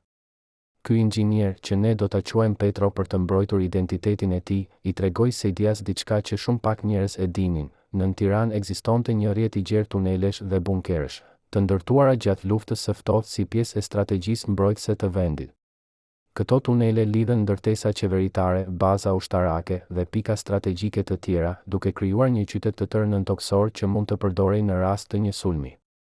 Sejdia u magjeps nga kjo zbulim. Ai menjëherë pa potencialin e këtyre tuneleve, jo për mbrojtje, por për diçka krejtësisht të ndryshme, për të krijuar një rrjet sekret që do t'i lejonte atij dhe njerëzve të tij të lëviznin pa u parë, të transportonin para dhe dokumente pa u zbuluar, të organizonin takime të fshehta larg syve të kuriozëve. Ai I propozoi Petros një marrëveshje. Në këmbim të një shume të madhe parash, Petro do të hartonte një plan për të zgjeruar dhe për të modifikuar disa nga këto tunele, duke I lidhur ato me ndërtesën ku do të ndërtohej hoteli Iliria, dhe me disa vila private që Sejdia kishte blerë në Tiranë. Petro pranoi dhe puna filloi në fshehtësi të plotë. Ndërtimi I tuneleve u bë natën, kur askush nuk po shikonte. Punëtorët që u punësuan ishin të zgjedhur me kujdes, njerëz që Sejdia I besonte, njerëz që ishin paguar mirë për të mbajtur gojën mbyllur. Ata punonin në turne të shkurtra, duke hyrë dhe duke dalë nga kantieri nëpërmjet hyrjeve të fshehta, duke transportuar tokën e gërmuar në kamion që largoheshin para se të agonte. Ishte një operacion I ndërlikuar, I kushtueshëm dhe I rrezikshëm. Por Sejdia e konsideronte atë si një investim jetik, një mënyrë për të siguruar se ai do të kishte gjithmonë një rrugë dalëse nëse gjërat bëheshin të këqija. Agron Rojtari na tregon se ai vetë nuk e dinte për ekzistencën e tuneleve deri në verën e vitit 1992. Një natë, Sejdia e thiri atë dhe I tha se ai kishte nevojë për të kontrolluar diçka të rëndësishme. Ai e çoi Agronin në bodrumin e vilës së tij, ku kishte një derë të fshehur pas një rafti librash. Kur ata e hapën derën, Agron pa një shkallë që zbriste thellë në tokë, një shkallë që dukej se nuk kishte fund. Ata zbritën për minuta të tëra, derisa arritën në një tunel të ngushtë, të ndriçuar vetëm nga disa llamba të dobëta. Tuneli ishte I lagësht, I ftohtë dhe kishte një erë të çuditshme, një përzierje midis mykut dhe betonit të freskët. Sejdia e çoi Agronin nëpër tunel për rreth 100 metra, derisa arritën në një dhomë të vogël ku kishte një tavolinë, disa karrige Dhe një kasafort të madhe të ngjitur në mur Saidia i tha Agronit se kjo dhomë ishte vendi ku ai ruante dokumentet më të rëndësishme, dokumentet që askush tjetër nuk duhej t'i shite. Ai i tha se nëse diçka do t'i ndodhte atij, Agron duhej të vinte këtu, të hapte kasafortën me një kod që ai do t'ia jepte dhe të shkatëronte gjithçka që gjendej brenda. Agron pranoi, edhe pse ai nuk e kuptoi plotësisht pse Saidia po i tregonte këtë. Por tani, 35 vjet më vonë, ai e kupton. Saidia po përgatitej për fund. Ai po siguronte se edhe nëse ai do të kapej, edhe nëse ai do të tradhtohej, sekretet e tij më të errëta do të mbeteshin të sigurta. Por tunelet nuk ishin vetëm për të ruajtur dokumente. Ata ishin gjithashtu një rrugë dalëse. Petro, inxhinieri, kishte projektuar tunelet në një mënyrë që ata të lidheshin me sistemin e kanalizimeve të qytetit, duke krijuar një labirint të ndërlikuar që mund të përdorej për të arritur në pika të ndryshme të Tiranës pa u parë. Një nga këto pika ishte aeroporti i Rinasit. Po, keni dëgjuar mirë. Ekzistonte një tunel që çonte drejt për drejt nga vila e Saidias deri në një pikë afër aeroportit, një tunel që mund të përdorej për të transportuar njerëz ose mallra pa kaluar nëpër rrugët kryesore. Ishte një vepër inxhinierike e mahnitshme, por gjithashtu një dëshmi e paranojës dhe e ambicjes së Saidias. Mirela, sekretarja, na tregon se në javët e fundit para largimit të Saidias, Elena filloi të kontrollonte këto tunele çdo natë. Ajo zbriste në Bodrum, hynte në tunele dhe ecte nëpër to për orë të tëra, duke kontrolluar çdo cep, duke siguruar se gjithçka ishte në rregull. Mirela e pyeti një herë se pse po bënte këtë dhe Elena ju përgjigj me një shprehje të ftohtë, sepse kur gjithçka të shpërthej, kjo do të jetë e vetmja rrugë që do të na shpëtojë. Ishte një koment profetik, sepse në fund, edhe pse Saidia nuk e përdori tunelin për të ikur, ai zgjodhi të shkonte hapur në aeroport. Tunelet mbetën si një dëshmi e planifikimit të tij të kujdesshëm, e paranojës së tij të thellë, dhe e besimit të tij se ai gjithmonë duhej të kishte një plan rezervë. Por çfarë ndodhi me tunelet pas largimit të Saidias? Kjo është një pyetje që ka munduar shumë njerëz.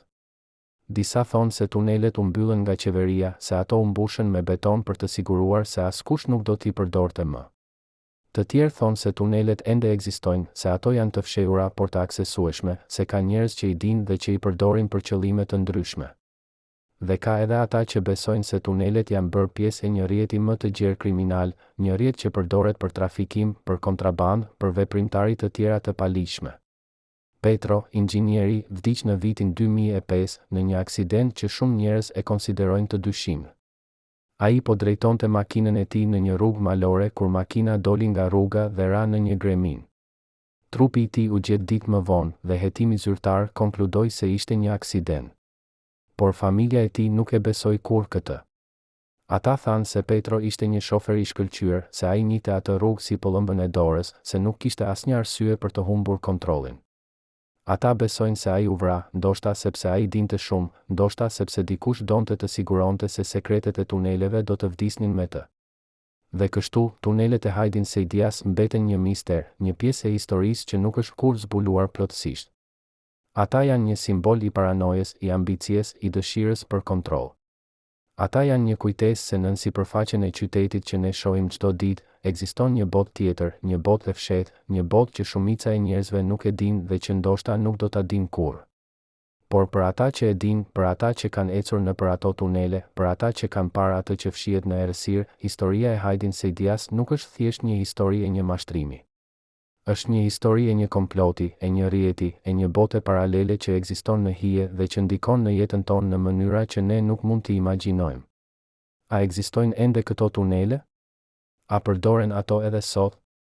A ka njerëz që ecin nëpër to në këtë moment, duke transportuar para, duke organizuar takime, duke kryer veprimtari që ne nuk duhet t'i dimë? Këto janë pyetje që ne nuk mund t'i përgjigjemi me siguri. Por ato janë pyetje që duhet të bëhen, sepse ato na kujtojnë se e vërteta shpesh fshihet në vende ku ne nuk po shikojmë, dhe se historia që na tregohet nuk është gjithmonë historia e plotë. Kur ushtria shqiptare hyri në zyrat e Ilira Holding në dhjetor të vitit 1992, ata gjetën diçka që nuk duhej të ekzistonte kurrë. Dosje të fshehta me kodin Operacioni Shqiponjë, kontrata të nënshkruara në errësirë dhe plane evakuimi aq sekrete sa edhe oficerët e lartë të sigurimit nuk i dinin. Por brenda javëve, këto prova filluan të zhduken. Dosje u dogjën në zjarr misterioze. Kompjuter u shkatëruan. Dëshmitar ndryshuan dëshminë e tyre ose zhdukën krejtësisht. Kush po fshinte gjurmët? Dhe më e rëndësishmja, çfarë po fshinin ata? Në këtë kapitull, ne do të zbulojmë historinë e arkivave të humbura, historinë e dokumenteve që mund të kishin ndryshuar gjithçka, por që u shkatëruan para se e vërteta të dilte në shesh. Kjo është historia e asaj që u fshi, e asaj që u fsheu, e asaj që ne nuk do ta dimë kurrë. Flamur, kontabilisti, na tregon se në ditët e fundit para largimit të Sejdias, ai mori një urdhër të çuditshëm. Ai duhej të kopjonte të gjitha dokumentet financiare në një disk të fortë portativ dhe pastaj të fshinte të gjitha skedarët origjinal nga kompjuterët e kompanisë. Kur ai e pyeti pse, iu tha se ishte për siguri, se dokumentet duhej të ruhen në një vend më të sigurt. Por Flamur e kuptoi menjëherë se diçka nuk shkonte. Pse do të fshieshin dokumentet origjinal nëse qëllimi ishte vetëm të bëhej një kopje rezervë? Ai vendosi të mos e bënte atë që i thanë. Në vend të kësaj, ai bëri 2 kopje, një që ja dha Sejdias dhe një që e fshiu në shtëpinë e tij. Ishte një vendim që ndoshta i shpëtoi jetën, sepse ajo kopje e dytë u bë dëshmia më e rëndësishme që ekziston për atë që ndodhi vërtet me paratë e projektit Iliria. Por Flamur nuk ishte i vetmi që po përpiqej të ruante prova. Kishte të tjerë, njerëz që punonin në kompani, njerëz që kishin parë gjëra që nuk duhej të shihnin, njerëz që kishin vendosur se e vërteta duhej të ruhet, pavarësisht nga rreziqet. Një nga këta njerëz ishte një grua që ne do ta quajmë Anjeza. Anjeza punonte si arkiviste në zyrat e Ilira Holding dhe puna e saj ishte të organizonte dhe të ruante të gjitha dokumentet e kompanisë. Ajo kishte akses në gjithçka, kontrata, raporte financiare, korrespondencë me partnerë të huaj, madje edhe letra personale të Sejdias. Dhe ajo, si Flamur, kishte vendosur të bënte kopje sekrete të dokumenteve më të rëndësishme. Por Anjeza shkoi edhe më larg. Ajo nuk vetëm që bëri kopje, por ajo gjithashtu filloi të mbante një ditar ku ajo shënonte gjithçka që shihte dhe dëgjonte. Çdo takim i dyshimt, çdo telefonatë e çuditshme, çdo vizitë e papritur, gjithçka shkohej në atë ditar.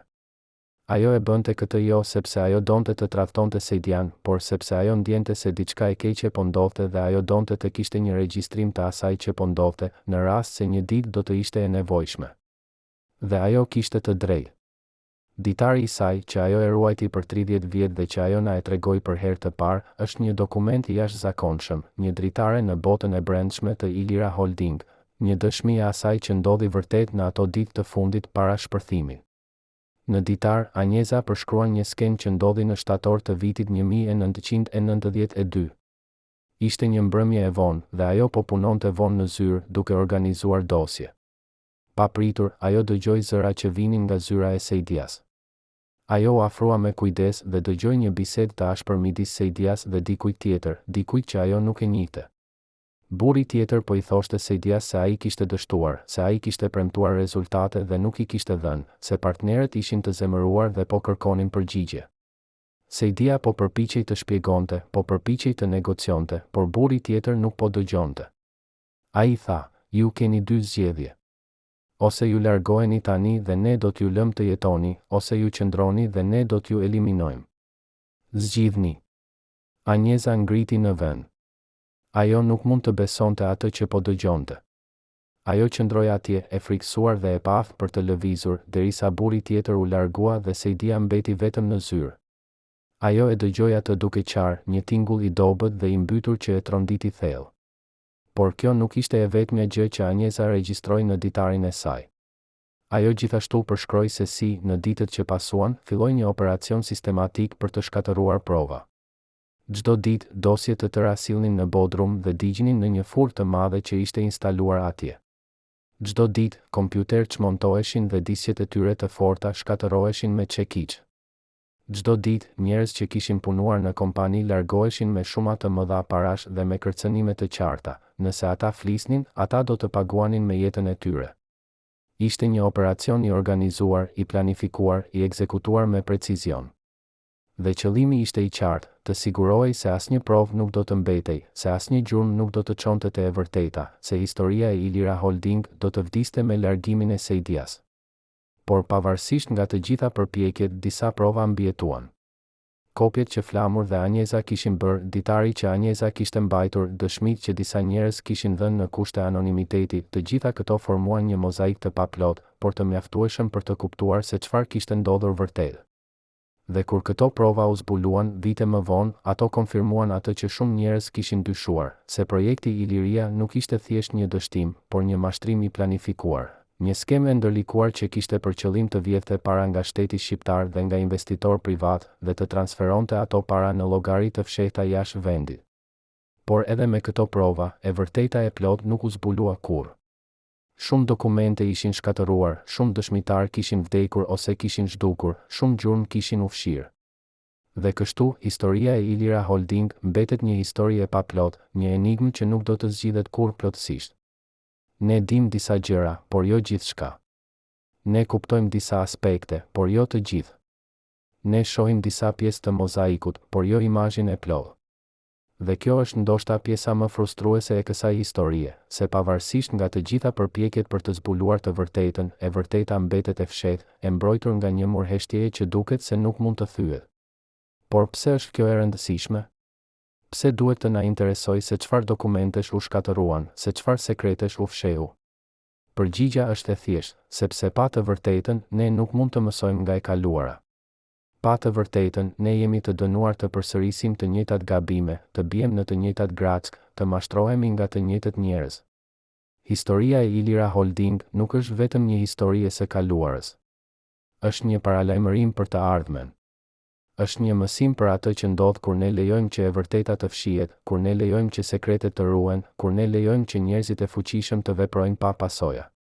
Anjeza na tregon se ajo ka ruajtur ditarin e saj për 30 vjet, duke e fshehur në një vend të sigurt, duke pritur ditën kur ajo do të mund ta tregonte historinë e saj pa frikë. Ajo thot se ajo e bëri këtë jo për veten e saj, por për të gjithë ata që u mashtruan, për të gjithë ata që humbën paratë e tyre, për të gjithë ata që besuan në një ëndër që nuk u realizua kurrë. Ajo thot se ajo donte që e vërteta të dilte në shesh, që njerëzit të dinin se çfarë kishte ndodhur vërtet, që historia të mos harrohej. Dhe tani, duke folur për herë të parë, ajo po e realizon atë dëshirë. Ajo po na jep një dhuratë të çmuar, dëshminë e saj, ditarin e saj, kujtimin e saj të asaj që ndodhi. Dhe ne që dëgjojmë historinë e saj, kemi një përgjegjësi, të sigurohemi se kjo histori nuk harrohet, se mësimet e saj mësohen, se e vërteta, edhe pse e paplot, ruhet dhe transmetohet te gjeneratat e ardhshme. Por ka edhe një pyetje tjetër që duhet të bëjmë. Çfarë ndodhi me ata që shkatëruan provat? Çfarë ndodhi me ata që dogjën dosjet, që shkatëruan kompjuteret, që kërcënuan dëshmitarët? A u ndëshkuan ata ndonjëherë? A u përballën ata me drejtësinë? Përgjigja, fatkeqësisht, është jo. Shumica e tyre nuk u ndëshkuan kurrë. Disa prej tyre vazhduan të jetonin jetë normale, madje të suksesshme. Disa prej tyre madje u bën njerëz të fuqishëm në Shqipërinë e re, duke përdorur paratë që kishin fituar nga mashtrimi për të ndërtuar biznese, për të blerë ndikime, për të siguruar pozicione. Dhe kjo është ndoshta padrejtësia më e madhe e kësaj historie, se ata që kryen krimin nuk paguan kurrë çmimin, ndërsa ata që u mashtruan, ata që humbën gjithçka, mbetën me asgjë përveç kujtimeve të hidhura dhe të pyetjeve të papërgjigjura. Dhe kështu, historia e arkivave të humbura të Ilira Holding mbetet një histori e trishtuar, një histori e padrejtësisë, një histori e asaj që ndodh kur e vërteta fshihet dhe kur ata që kanë fuqinë vendosin se çfarë do të dihet dhe çfarë do të harrohet. Por edhe pse e vërteta e plot nuk do të dihet kurrë, edhe pse shumë sekrete do të mbeten të fshehura përgjithmonë, ne ende mund të mësojmë nga kjo histori. Ne mund të mësojmë se e vërteta është e çmuar, se ajo duhet të mbrohet, se ajo duhet të kërkohet edhe kur është e vështirë, edhe kur është e rrezikshme. Ne mund të mësojmë se heshtja është armiku i drejtësisë, se sekretet janë armiqtë e demokracisë, se fshehja e së vërtetës është një krim kundër historisë dhe kundër të ardhmes. Dhe ne mund të vendosim se ne nuk do të lejojmë që kjo të ndodhë përsëri, se ne do të kërkojmë të vërtetën, se ne do ta mbrojmë atë, se ne do ta transmetojmë atë te gjeneratat e ardhshme, pavarësisht nga kostoja. A jeni gati të bëni këtë premtim? A jeni gati të qëndroni për të vërtetën, edhe kur është e vështirë? A jeni gati të mos harroni, edhe kur të tjerët duan që ju të harroni? Sepse kjo është ajo që kjo histori na mëson, se e vërteta është një përgjegjësi dhe ne të gjithë kemi një rol në ruajtjen e saj. Imagjinoni një valixhe të zezë, plot me shufra ari dhe dollar, të ngarkuar me nxitim në një avion sekret në natën e 21 dhjetor. Piloti i atij avioni jeton ende dhe sot pohon se ngarkesa arriti në Zvicër. Por në aktet zyrtare, këto pasuri nuk ekzistojnë. Sa ton arsh duken nga rezervat e vendit atë natë? Dhe kush mban sot kodet e llogarive sekrete të diktatorit? Në rastin e Hajdin Sejdias, ky ari i zhdukur nuk ishte metal i çmuar, por diçka edhe më e vlefshme në Shqipërinë e vitit 1992, besimi i një populli të tërë. Miliona dollar që u transferuan në errësirë, llogari bankare që u hapën dhe u mbyllën brenda natës, kompani fantazm që ekzistonin vetëm në letër. Kjo ishte pasuria e vërtetë që Sejdia mblodhi dhe që ai e shpërndau nëpër botë si një iluzionist që fshet topin në gota të ndryshme. Por pyetja që të gjithë e bëjnë është, ku shkuan këto para? Ku janë ato sot? Dhe kush i kontrollon ato? Flamur, kontabilisti që ruajti kopjet sekrete të dokumenteve financiare, na jep një përgjigje të pjeshme. Ai na tregon se në muajt e fundit para largimit të Sejdias, ai pa një model të qartë në transaksionet financiare. Çdo javë, shuma të mëdha parash transferoheshin nga llogari në Shqipëri në llogari jashtë vendit. Por këto transferime nuk ishin të drejtë për drejta. Ato kalonin nëpër një rrjet të ndërlikuar kompanish ndërmjetëse, secila e regjistruar në një vend të ndryshëm, secila me një emër të ndryshëm, secila me një qëllim të deklaruar të ndryshëm. Ishte si një lojë shahu ku çdo lëvizje ishte e planifikuar me kujdes, ku çdo hap ishte i dizajnuar për të fshehur gjurmët, ku qëllimi final ishte të bëhej e pamundur për dikën të gjurmonte parat nga burimi deri te destinacioni final. Por Flamur, me përvojën e tij si kontabilist dhe me njohuritë e tij për sistemet financiare, arriti të identifikojë disa nga destinacionet finale. Ai zbuloi se një pjesë e madhe e parave shkoi në llogari në Zvicër, në banka që ishin të njohura për diskrecionin e tyre dhe për mbrojtjen e fortë të privatësisë së klientëve. Një pjesë tjetër shkoi në Cayman Islands, një parajsë tatimore ku kompanitë mund të operonin pa u detyruar të zbulonin pronësinë e tyre të vërtetë. Dhe një pjesë e tretë shkoi në Emiratet e Bashkuara Arabe, ku Sejdia kishte kontakte të forta dhe ku ai kishte investuar në pasuri të paluajtshme dhe në biznese të ndryshme. Por edhe me këto zbulime, Flamur nuk arriti të përcaktojë shumën totale të parave që u transferuan, as të identifikojë të gjitha llogaritë ku ato u depozituan. Ishte sikur ai po përpiqej të zgjidhte një enigmë ku shumica e copave mungonin. Por ka edhe një dimension tjetër në këtë histori, një dimension që lidhet me atë që ndodhi me parat pas largimit të Sejdias. Disa burime pohojnë se një pjesë e parave nuk u transferuan kur jashtë Shqipërisë. Ato u fshehu brenda vendit në forma të ndryshme që ishin të vështira për t'u gjurmuar. Një mënyrë ishte blerja e pronave të paluajtshme me emra të tjerë. Sejdia dhe partnerët e tij blen vila, apartamente dhe toka në të gjithë Shqipërinë, duke përdorur emrat e njerëzve të besuar ose të kompanive fantazm. Këto prona pastaj u shitën ose u qiraxhuan, duke gjeneruar të ardhura që mund të përdoreshin pa ngritur dyshime. Një mënyrë tjetër ishte investimi në biznese të vogla që operonin me para në dorë dhe që nuk linin gjurmë të qarta financiare. Dyqane, restorante, shërbime të ndryshme, të gjitha këto mund të përdoreshin për të pastruar para dhe për të krijuar një burim të ardhurash që dukej legjitim. Agron Rojtari na tregon një histori që e ilustron këtë në mënyrë perfekte. Pak muaj pas largimit të Sejdias, ai u kontaktua nga një njeri që ai nuk e kishte parë kur më parë. Ky njeri i tha se ai përfaqësonte miqtë e vjetër të Sejdias dhe se ai kishte një propozim për Agronin. Ai i ofroi Agronit një shumë të madhe parash për të blerë një pronë në emrin e tij, një vilë në bregdetin e Durrësit. Agronit ju tha se ai nuk do të duhej të bënte asgjë tjetër përveç se të nënshkruante dokumentet dhe të mbante gojën mbyllur. Paratë do të vinin nga miqt dhe Agron do të merrte një përqindje si kompensim. Agron ishte i frikësuar, por ai gjithashtu kishte nevojë për para. Ai pranoi. Vila u ble, dokumentet u nënshkruan dhe Agron mori paratë e tij. Por ai kur nuk e pa personin që i kishte bërë propozimin përsëri, dhe ai kur nuk e mësoi se kush ishin miqt që kishin paguar për vilën. Ai thjesht e dinte se ai ishte bërë pjesë e një skeme që ishte shumë më e madhe se ai, një skeme që vazhdonte të operojë edhe pas largimit të Sejdias. Por çfarë ndodhi me Elenën, gruan misterioze që kishte marrë një pjesë të konsiderueshme të pasurisë kur ajo u largua? Mirela, sekretarja, na tregon se ajo dëgjoi thashë theme se Elena jetonte në Zvicër, në një apartament të vogël në Gjenevë, duke jetuar një jetë të qetë dhe të tërhequr. Disa thonin se ajo ishte e sëmur, se ajo po luftonte një sëmundje që po e konsumonte ngadalë. Të tjerë thonin se ajo kishte ndryshuar identitetin dhe se ajo po përpiqej të fillonte një jetë të re, larg nga kaosi që kishte lënë pas. Por askush nuk e dinte me siguri. Elena kishte zhdukur nga bota, duke marrë me vete sekretet e saj dhe paratë që ajo kishte marrë. Dhe deri sot, askush nuk e di se çfarë i ndodhi asaj, se ku është ajo, ose nëse ajo është ende gjallë. Por ka edhe një teori tjetër, një teori që është më e errët dhe më e frikshme. Kjo teori thotë se Elena nuk u largua vullnetarisht, se ajo u detyrua të largohej, ose madje se ajo u eliminua. Disa besojnë se rrethit i brendshëm, grupi i 12 njerëzve që kishin tradhtuar Sejdian, e shihnin Elenën si një kërcënim. Ajo dinte shumë, ajo kishte akses në informacion që mund t'i shkatëronte të gjithë, dhe ajo kishte treguar se ajo nuk ishte e gatshme të heshtë.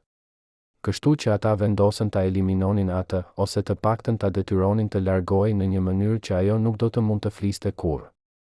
Kjo teori nuk është kurrë provuar, dhe shumica e njerëzve e konsiderojnë atë si një teori konspirative. Por fakti që ajo ekziston, fakti që njerëzit ende flasin për të, tregon se ka ende shumë pyetje të papërgjigjura për fatin e Elenës.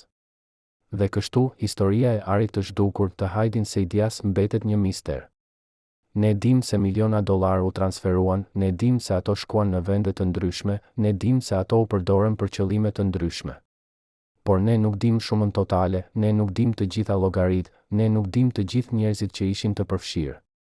Dhe më e rëndësishmja, ne nuk dim nëse këto para ende ekzistojnë, nëse ato ende përdoren, nëse ato ende ndikojnë në jetën tonë në mënyra që ne nuk mund t'i imagjinojmë.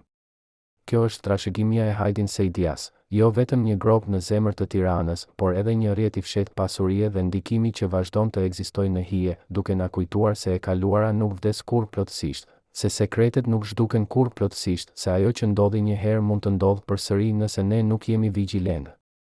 A mendoni se këto para ende ekzistojnë? A mendoni se ato ende përdoren? A mendoni se ka njerëz që jetojnë sot me pasurinë që u vjedh nga populli shqiptar 30 vjet më parë? Këto janë pyetje që ne nuk mund t'i përgjigjemi me siguri, por ato janë pyetje që duhet të bëhen, sepse ato na kujtojnë se drejtësia nuk është arritur kurrë plotësisht, se e vërteta nuk është zbuluar kurrë plotësisht, dhe se lufta kundër korrupsionit dhe mashtrimit është një luftë që nuk mbaron kurrë. Në sejfin personal të diktatorit u gjet një listë e shkruar me dorë. Nuk ishte një listë blerjesh, por një listë ekzekutimi.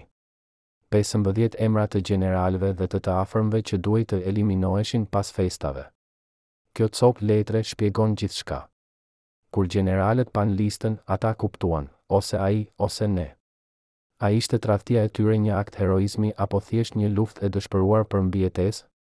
Në rastin e Hajdin Sejdias, lista e zezë nuk ishte një listë ekzekutimi fizik, por diçka edhe më e frikshme, një listë e atyre që ai planifikonte t'i tradhtonte, t'i braktiste, t'i linte të përballeshin me pasojat e veprimeve të tij.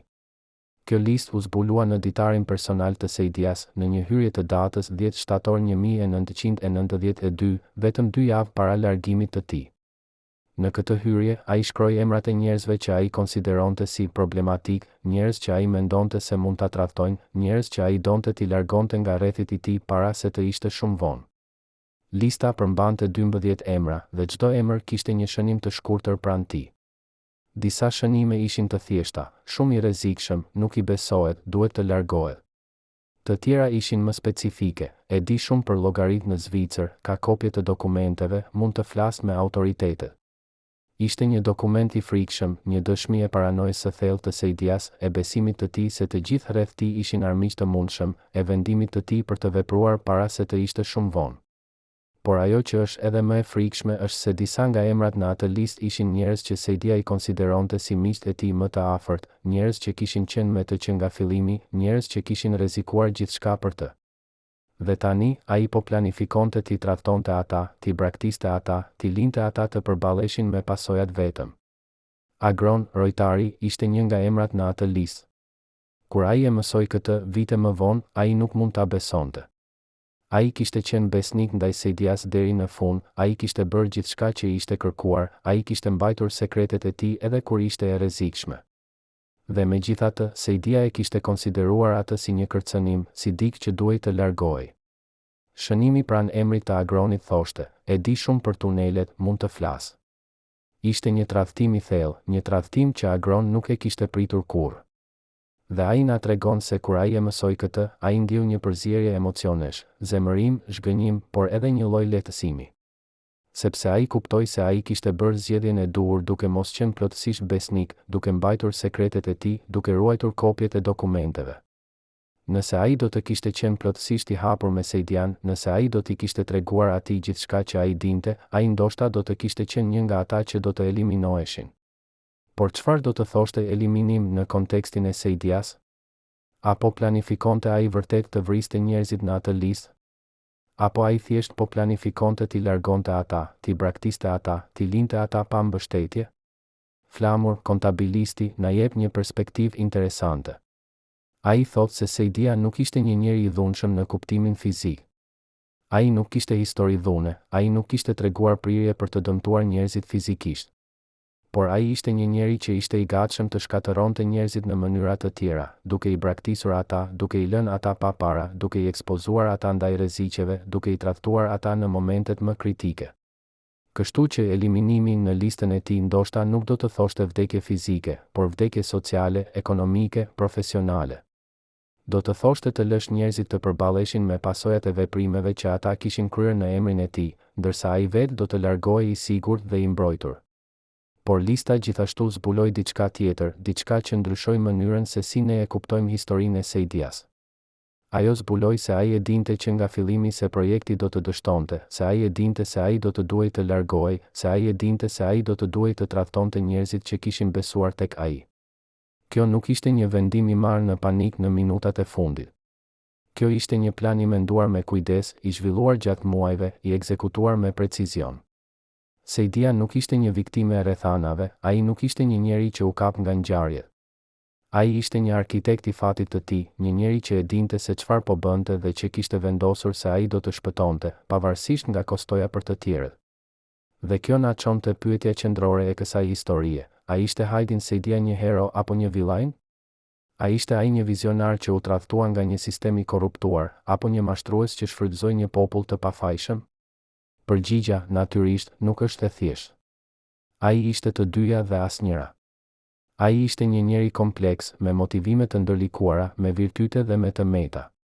Ai kishte një vizion për të ndërtuar diçka të madhe, por ai gjithashtu kishte një dëshirë për të pasuruar veten. Ai kishte aftësinë për të frymëzuar njerëzit, por ai gjithashtu kishte gatishmërinë për t'i tradhtuar ata. Ai ishte një produkt i kohës së tij, një njeri që u formua nga kaosi i tranzicionit nga komunizmi në kapitalizëm, një njeri që pa një mundësi dhe që vendosi ta shfrytëzonte atë, pavarësisht nga pasojat. Por lista e zezë gjithashtu na tregon se Sejdia nuk ishte i vetëm në këtë. Ai kishte partner, bashkëpunëtor, njerëz që e mbështetën dhe që përfituan nga veprimet e tij. Dhe kur erdhi koha për të zgjedhur midis besnikërisë dhe mbijetesës, shumica e këtyre njerëzve zgjodhen mbijetesën. Ata e tradhtuan Sejdian para se ai të kishte mundësinë t'i tradhtonte ata. Ata e detyruan atë të largohej, duke e lënë atë të përballej me pasojat vetëm. Dhe në një kuptim, kjo ishte drejtësia poetike. Sejdia kishte planifikuar të tradhtonte të tjerët, por ai vetë u tradhtua. Ai kishte planifikuar të largohej duke lënë të tjerët të vuanin, por ai vetë u detyrua të largohej, duke humbur gjithçka që ai kishte ndërtuar. Por a mësuan njerëzit në listën e zezë nga kjo përvojë? A ndryshuan ata mënyrën se si ata jetonin jetën e tyre? Agron na tregon se ai mësoi një mësim të rëndësishëm, të mos besosh kurrë plotësisht askënd, të ruash gjithmonë sekretet e tua, të jesh gjithmonë i përgatitur për tradhtim. Ishte një mësim i hidhur, një mësim që e bëri atë më cinik, më të kujdesshëm, më të izoluar. Por ai gjithashtu ishte një mësim që ndoshta i shpëtoi jetën, sepse ai e bëri atë më të vështirë për t'u manipuluar, më të vështirë për t'u tradhtuar, më të vështirë për t'u shkatëruar. Dhe në një botë ku tradhtia është e zakonshme, ku besimi është një luksoz që pak njerëz mund ta përballojnë, ndoshta ky është mësimi më i rëndësishëm që mund të mësojmë. Dhe kështu, lista e zezë e Hajdin Sejdias qëndron si një testament i natyrës njerëzore, i luftës së përjetshme midis besnikërisë dhe mbijetesës, i zgjedhjeve të vështira që ne të gjithë duhet të bëjmë në momente kritike. Ajo na kujton se në fund ne të gjithë jemi të vetëm, se ne të gjithë duhet të mbrojmë veten, se ne të gjithë duhet të jemi të përgatitur për tradhtin. Por ajo gjithashtu na kujton se ka një kosto për këtë, një kosto që paguhet në besim të humbur, në marrëdhënie të shkatëruara, në një jetë të jetuar në frikë dhe në dyshim. Dhe pyetja që secili prej nesh duhet ta bëjë është, a vlen kjo kosto? A është më mirë të jetosh në frikë dhe të mbijetosh, apo të jetosh me besim dhe të rrezikosh tradhtin? Kjo është një pyetje që nuk ka një përgjigje të thjeshtë, një pyetje që secili prej nesh duhet ta përgjigjet për veten e tij. Por është një pyetje që vlen të bëhet, sepse ajo na ndihmon të kuptojmë jo vetëm historinë e Hajdin Sejdias, por edhe historinë tonë, zgjedhjet tona dhe fatin tonë. Gërmoni thellë në shtresat e historisë zyrtare dhe do të gjeni një të vërtetë që askush nuk donte ta dinte. Në dosjet e fshehta të sigurimit, në dëshminë e atyre që guxuan të flasin, në dokumentet që mbijetuan shkatërimin, ne gjejmë një histori që është shumë më e ndërlikuar se ajo që na është treguar. Historia e Hajdin Sejdias nuk është thjesht historia e një mashtrimi, e një projekti të dështuar, e një grope në zemër të Tiranës. Është historia e një sistemi, e një rjeti, e një mënyre të menduarit që vazhdoi të ekzistojë edhe pas largimit të tij. Është historia e asaj që ndodh kur një shoqëri kalon nga një sistem në një tjetër, kur vlerat e vjetra shemben dhe vlerat e reja nuk janë ende të formuara, kur njerëzit janë të humbur dhe të dëshpëruar dhe të gatshëm të besojnë çdo gjë që u premtohet. Në vitet që pasuan largimin e Sejdias, Shqipëria u përball me një krizë edhe më të madhe, krizën e piramidave financiare. Në vitin 1997, skema të ndryshme piramidale shpërthyen, duke lënë qindra mijëra shqiptar pa kursimet e tyre, duke shkaktuar protesta masive, duke rrëzuar qeverinë, duke çuar vendin në prag të luftës civile. Dhe shumë njerëz pyesin, a ishte projekti Iliria një paralajmërim për atë që do të vinte? A ishte Hajdin Sejdia një pionier i këtyre skemave, një njeri që tregoi se sa e lehtë ishte të mashtrosh një popull të uritur për shpresë? Përgjigja është po dhe jo. Po, sepse Sejdia tregoi se sistemi ishte i dobët, se njerëzit ishin naiv, se autoritetet ishin të korruptuara ose të paafta. Por jo, sepse piramida financiare ishin një fenomen shumë më i gjerë, një fenomen që kishte rënje në kushtet ekonomike dhe sociale të kohës, një fenomen që nuk mund të shpjegohet vetëm me shembullin e një njeriu. Por ajo që Sejdia la pas ishte një trashëgimi e rëndësishme. Ai mësoi shqiptarët të jenë skeptik, të mos besojnë gjithçka që u thuhet, të kërkojnë prova para se të investojnë paratë e tyre. Ishte një mësim i dhimbshëm, një mësim që u mësua me kosto të lartë, por një mësim që ishte i nevojshëm. Sepse pa këtë mësim, kriza e piramidave mund të kishte qenë edhe më e keqe, mund të kishte shkatëruar edhe më shumë jetë, mund të kishte lënë plag edhe më të thella.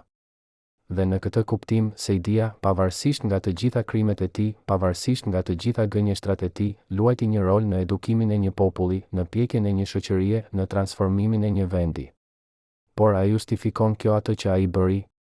A e bën këtë atë më pak fajtor? Sigurisht që jo.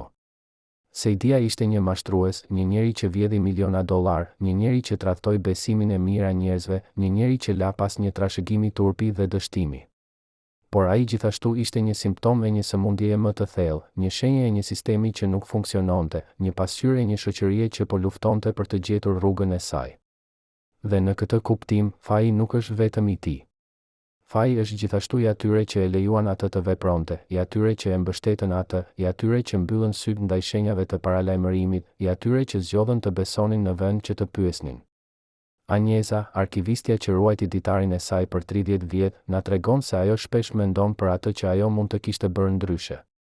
Ajo mendon se ndoshta ajo duhej të kishte folur më herët, të kishte shkuar te autoritetet, të kishte zbuluar atë që po ndodhte para se të ishte shumë vonë. Por ajo gjithashtu e di se nëse ajo do të kishte bërë këtë, ajo ndoshta do të kishte paguar me jetën e saj, ose të paktën me karrierën e saj, me sigurinë e saj, me të ardhmen e saj. Dhe kështu ajo zgjodhi të heshë, të ruante sekretet e saj, të priste ditën kur ajo do të mund të fliste pa frikë. Dhe tani, 35 vjet më vonë, ajo po flet. Ajo po na tregon historinë e saj, po na jep dëshminë e saj, po na ofron një dritare në atë që ndodhi vërtet. Dhe ne duhet ta dëgjojmë atë, duhet ta respektojmë guximin e saj, duhet ta falenderojmë atë për atë që ajo po bën. Por historia e Hajdin Sejdias nuk mbaron me dëshminë e Anjezës, ose me zbulimin e dokumenteve të flamurit, ose me kujtimet e Agronit. Ajo vazhdon të jetojë në mënyra të ndryshme, në vende të ndryshme, në forma të ndryshme. Ajo jeton në gropën që u mbush por që nuk u harrua kurrë, në kujtimet e atyre që ishin atje, në mësimet që u mësuan, në paralajmërimet që u dhanë. Ajo jeton në pyetjet që ende bëhen: ku shkuan paratë? Kush i kontrollon ato? A ka njerëz që ende përfitojnë nga ajo që ndodhi 35 vjet më parë? Dhe ajo jeton në frikën që një ditë diçka e ngjashme mund të ndodhë përsëri, se historia mund të përsëritet, se ne mund të harrojmë mësimet që mësuam dhe të bijem në të njëjtat grackë. Por ka edhe një dimension tjetër në këtë histori, një dimension që shpesh injorohet, dimensioni njerëzor. Pas të gjitha shifrave, pas të gjitha dokumenteve, pas të gjitha teorive konspirative, ka njerëz të vërtet që vuajtën, që humbën, që u shkatëruan. Ka familje që humbën kursimet e tyre, që humbën shtëpitë e tyre, që humbën shpresën e tyre. Ka punëtor që punuan në kantier dhe që nuk u paguan kurrë, që u premtuan një ardhme më e mirë dhe që mbetën me asgjë. Ka njerëz që besuan në Sejdian, që e mbështetën atë, që e mbrojtën atë dhe që në fund u tradhtuan nga ai. Këta janë viktimat e vërteta të kësaj historie, dhe ata janë ata që ne duhet t'i kujtojmë, ata që ne duhet t'i nderojmë, ata që ne duhet t'u kërkojmë falje për atë që u ndodhi. Dhe kështu, ndërsa ne arrijmë në fund të kësaj historie, ne duhet të pyesim veten: çfarë kemi mësuar? Çfarë mund të bëjmë ndryshe në të ardhmen? Si mund të sigurohemi se diçka e ngjashme nuk do të ndodhë përsëri? Përgjigjet nuk janë të thjeshta, por ato fillojnë me një angazhim për të vërtetën, për transparencën, për përgjegjshmërinë. Ato fillojnë me një vendim për të mos harruar, për të mos injoruar shenjat e paralajmërimit, për të mos besuar gjithçka që na thuhet. Ato fillojnë me një kuptim se ne të gjithë kemi një përgjegjësi, se ne të gjithë kemi një rol në mbrojtjen e shoqërisë sonë nga mashtruesit, nga korrupsioni, nga padrejtësia. Dhe ato fillojnë me një shpresë se ne mund të bëjmë më mirë, se ne mund të mësojmë nga e kaluara, se ne mund të ndërtojmë një të ardhme që është më e drejtë, më e ndershme, më e mirë për të gjithë. Dhe kështu, historia e Hajdin Sejdias arrin në fund. Ose a arrin? Sepse në të vërtetë, kjo histori nuk ka një fund të vërtetë. Ajo vazhdon të jetojë, të evoluojë, të ndikojë. Ajo vazhdon të jetë pjesë e kujtesës kolektive të Shqipërisë, një kujtesë që është e dhimbshme por edhe e nevojshme, një kujtesë që na mëson, na paralajmëron, na udhëzon. Çfarë ndodhi pas largimit të Sejdias? Gropta, ajo grop e famshme në zemër të Tiranës, qëndroi atje për pothuajse 10 vjet. Çdo ditë, mijëra njerëz kalonin pranë saj, duke e parë atë vrim të zezë, duke kujtuar atë që kishin humbur. Fëmijët luanin në buzë të saj, duke hedhur gur në ujin e ndotur. Të rinjt shkruanin grafiti në muret e saj, mesazhe të hidhura dhe ironike. Dhe qeveria, e turpëruar dhe e paaftë, nuk bëri asgjë për vite me radhë. Gropta u bë një simbol, jo vetëm i mashtrimit të Sejdias, por i të gjitha premtimeve të pambajtura të tranzicionit, i të gjitha ëndërrave të thyra të një populli që kishte shpresuar për një të ardhme më të mirë. Por në fund, në fillim të viteve 2000, gropta u mbush. Jo me një hotel, por me tokë dhe beton. Ajo u shndërrua në një park të vogël, me lule dhe stola. Sot, nëse ecni në atë vend, ju nuk do ta dini kurrë se aty poshtë, nën këmbët tuaja, qëndron një histori e tërë e mashtrimit dhe e shgënjimit. Ju do të shihni vetëm një park të qetë, ku njerëzit ulen për të pirë kafe dhe për të parë jetën që kalon. Por për ata që e kujtojnë, për ata që ishin atje, për ata që besuan, ajo grop nuk është kurrë mbyllur. Ajo ende ekziston, jo në tokë, por në kujtesën kolektive të një populli që mësoi mësimin më të vështirë, se jo gjithçka që shkëlqen është arë. Hajdin Sejdia u kthye në Shqipëri në prill të vitit 2013, jo si një hero, por si një akuzuar. Ai u arrestua në një aeroport evropian dhe u ekstradua për t'u përballur me drejtësinë. Gjyqi i tij zgjati muaj të tërë. Ai u përball me akuza për mashtrim, shpërdorim fondesh dhe korrupsion. Por edhe në gjykat, ai mbajti maskën. Ai tha se ai kishte qenë një vizionar, se ai kishte dashur të ndihmonte Shqipërinë, se ai kishte qenë viktimë e një sistemi të korruptuar që nuk e kishte lejuar të punonte. Ai qau në gjykat. Ai u lut për falje. Dhe disa njerëz, ata që ende donin të besonin, i besuan. Por shumica e njerëzve e dinin të vërtetën. Ata e dinin se Sejdia nuk ishte një viktim, ai ishte një artist i mashtrimit, një mjeshtër i iluzionit, një njeri që kishte parë një mundësi dhe e kishte shfrytëzuar pa mëshirë. Por çfarë i ndodhi Sejdias pas gjyqit? Kjo mbetet një pyetje e hapur. Disa thonë se ai u dënua dhe kaloi vite në burg. Të tjerë thonë se ai arriti të negocionte një marrëveshje dhe se ai u lirua pas një kohe të shkurtër. Ka edhe ata që besojnë se ai kur nuk u dënua vërtet, se ai arriti të korruptonte sistemin edhe një herë, se ai jeton diku në botë duke jetuar me paratë që ai vjedhi.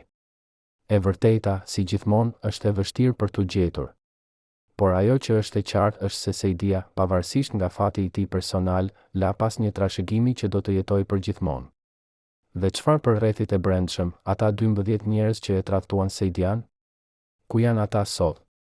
Disa prej tyre janë bërë njerëz të suksesshëm, duke jetuar jetë të pasura dhe të respektuara.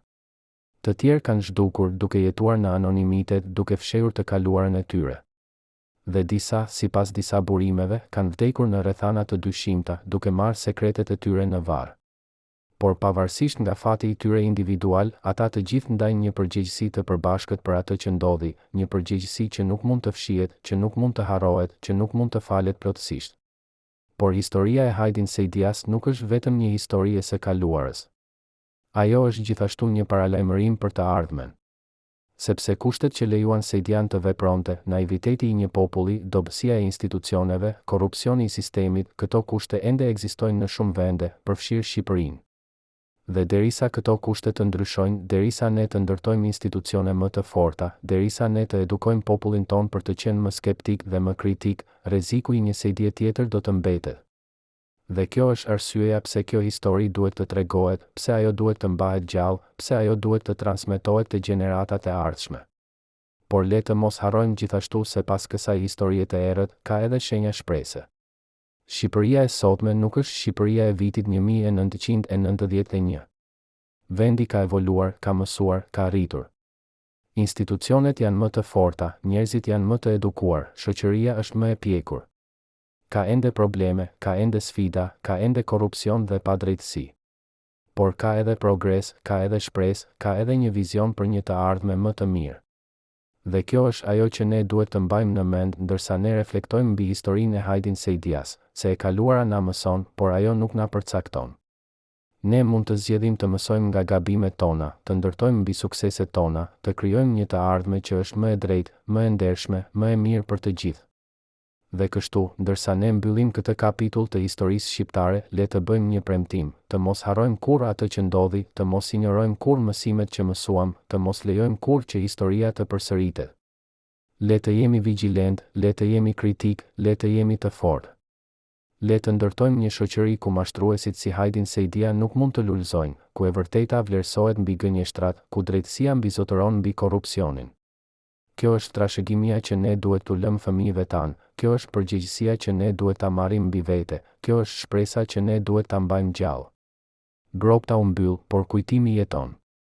Saidia u largua, por mësimi mbetet. Historia mbaroi, por e ardhmja sapo fillon. Dhe ne që jemi këtu sot, ne që kemi dëgjuar këtë histori, ne kemi një zgjedhje, të harrojmë dhe të përsërisim, ose të kujtojmë dhe të ndryshojmë. Zgjedhja është e jona. Dhe koha për të zgjedhur është tani. Të nderuar telespektator, nëse keni ndjekur këtë histori tragjike deri në fund, shkruani në komente nga cili qytet jeni. Na është e rëndësishme të dimë se ku Hajdin Saidia ende kujtohet. Dhe abonohuni në kanal për të mos humbur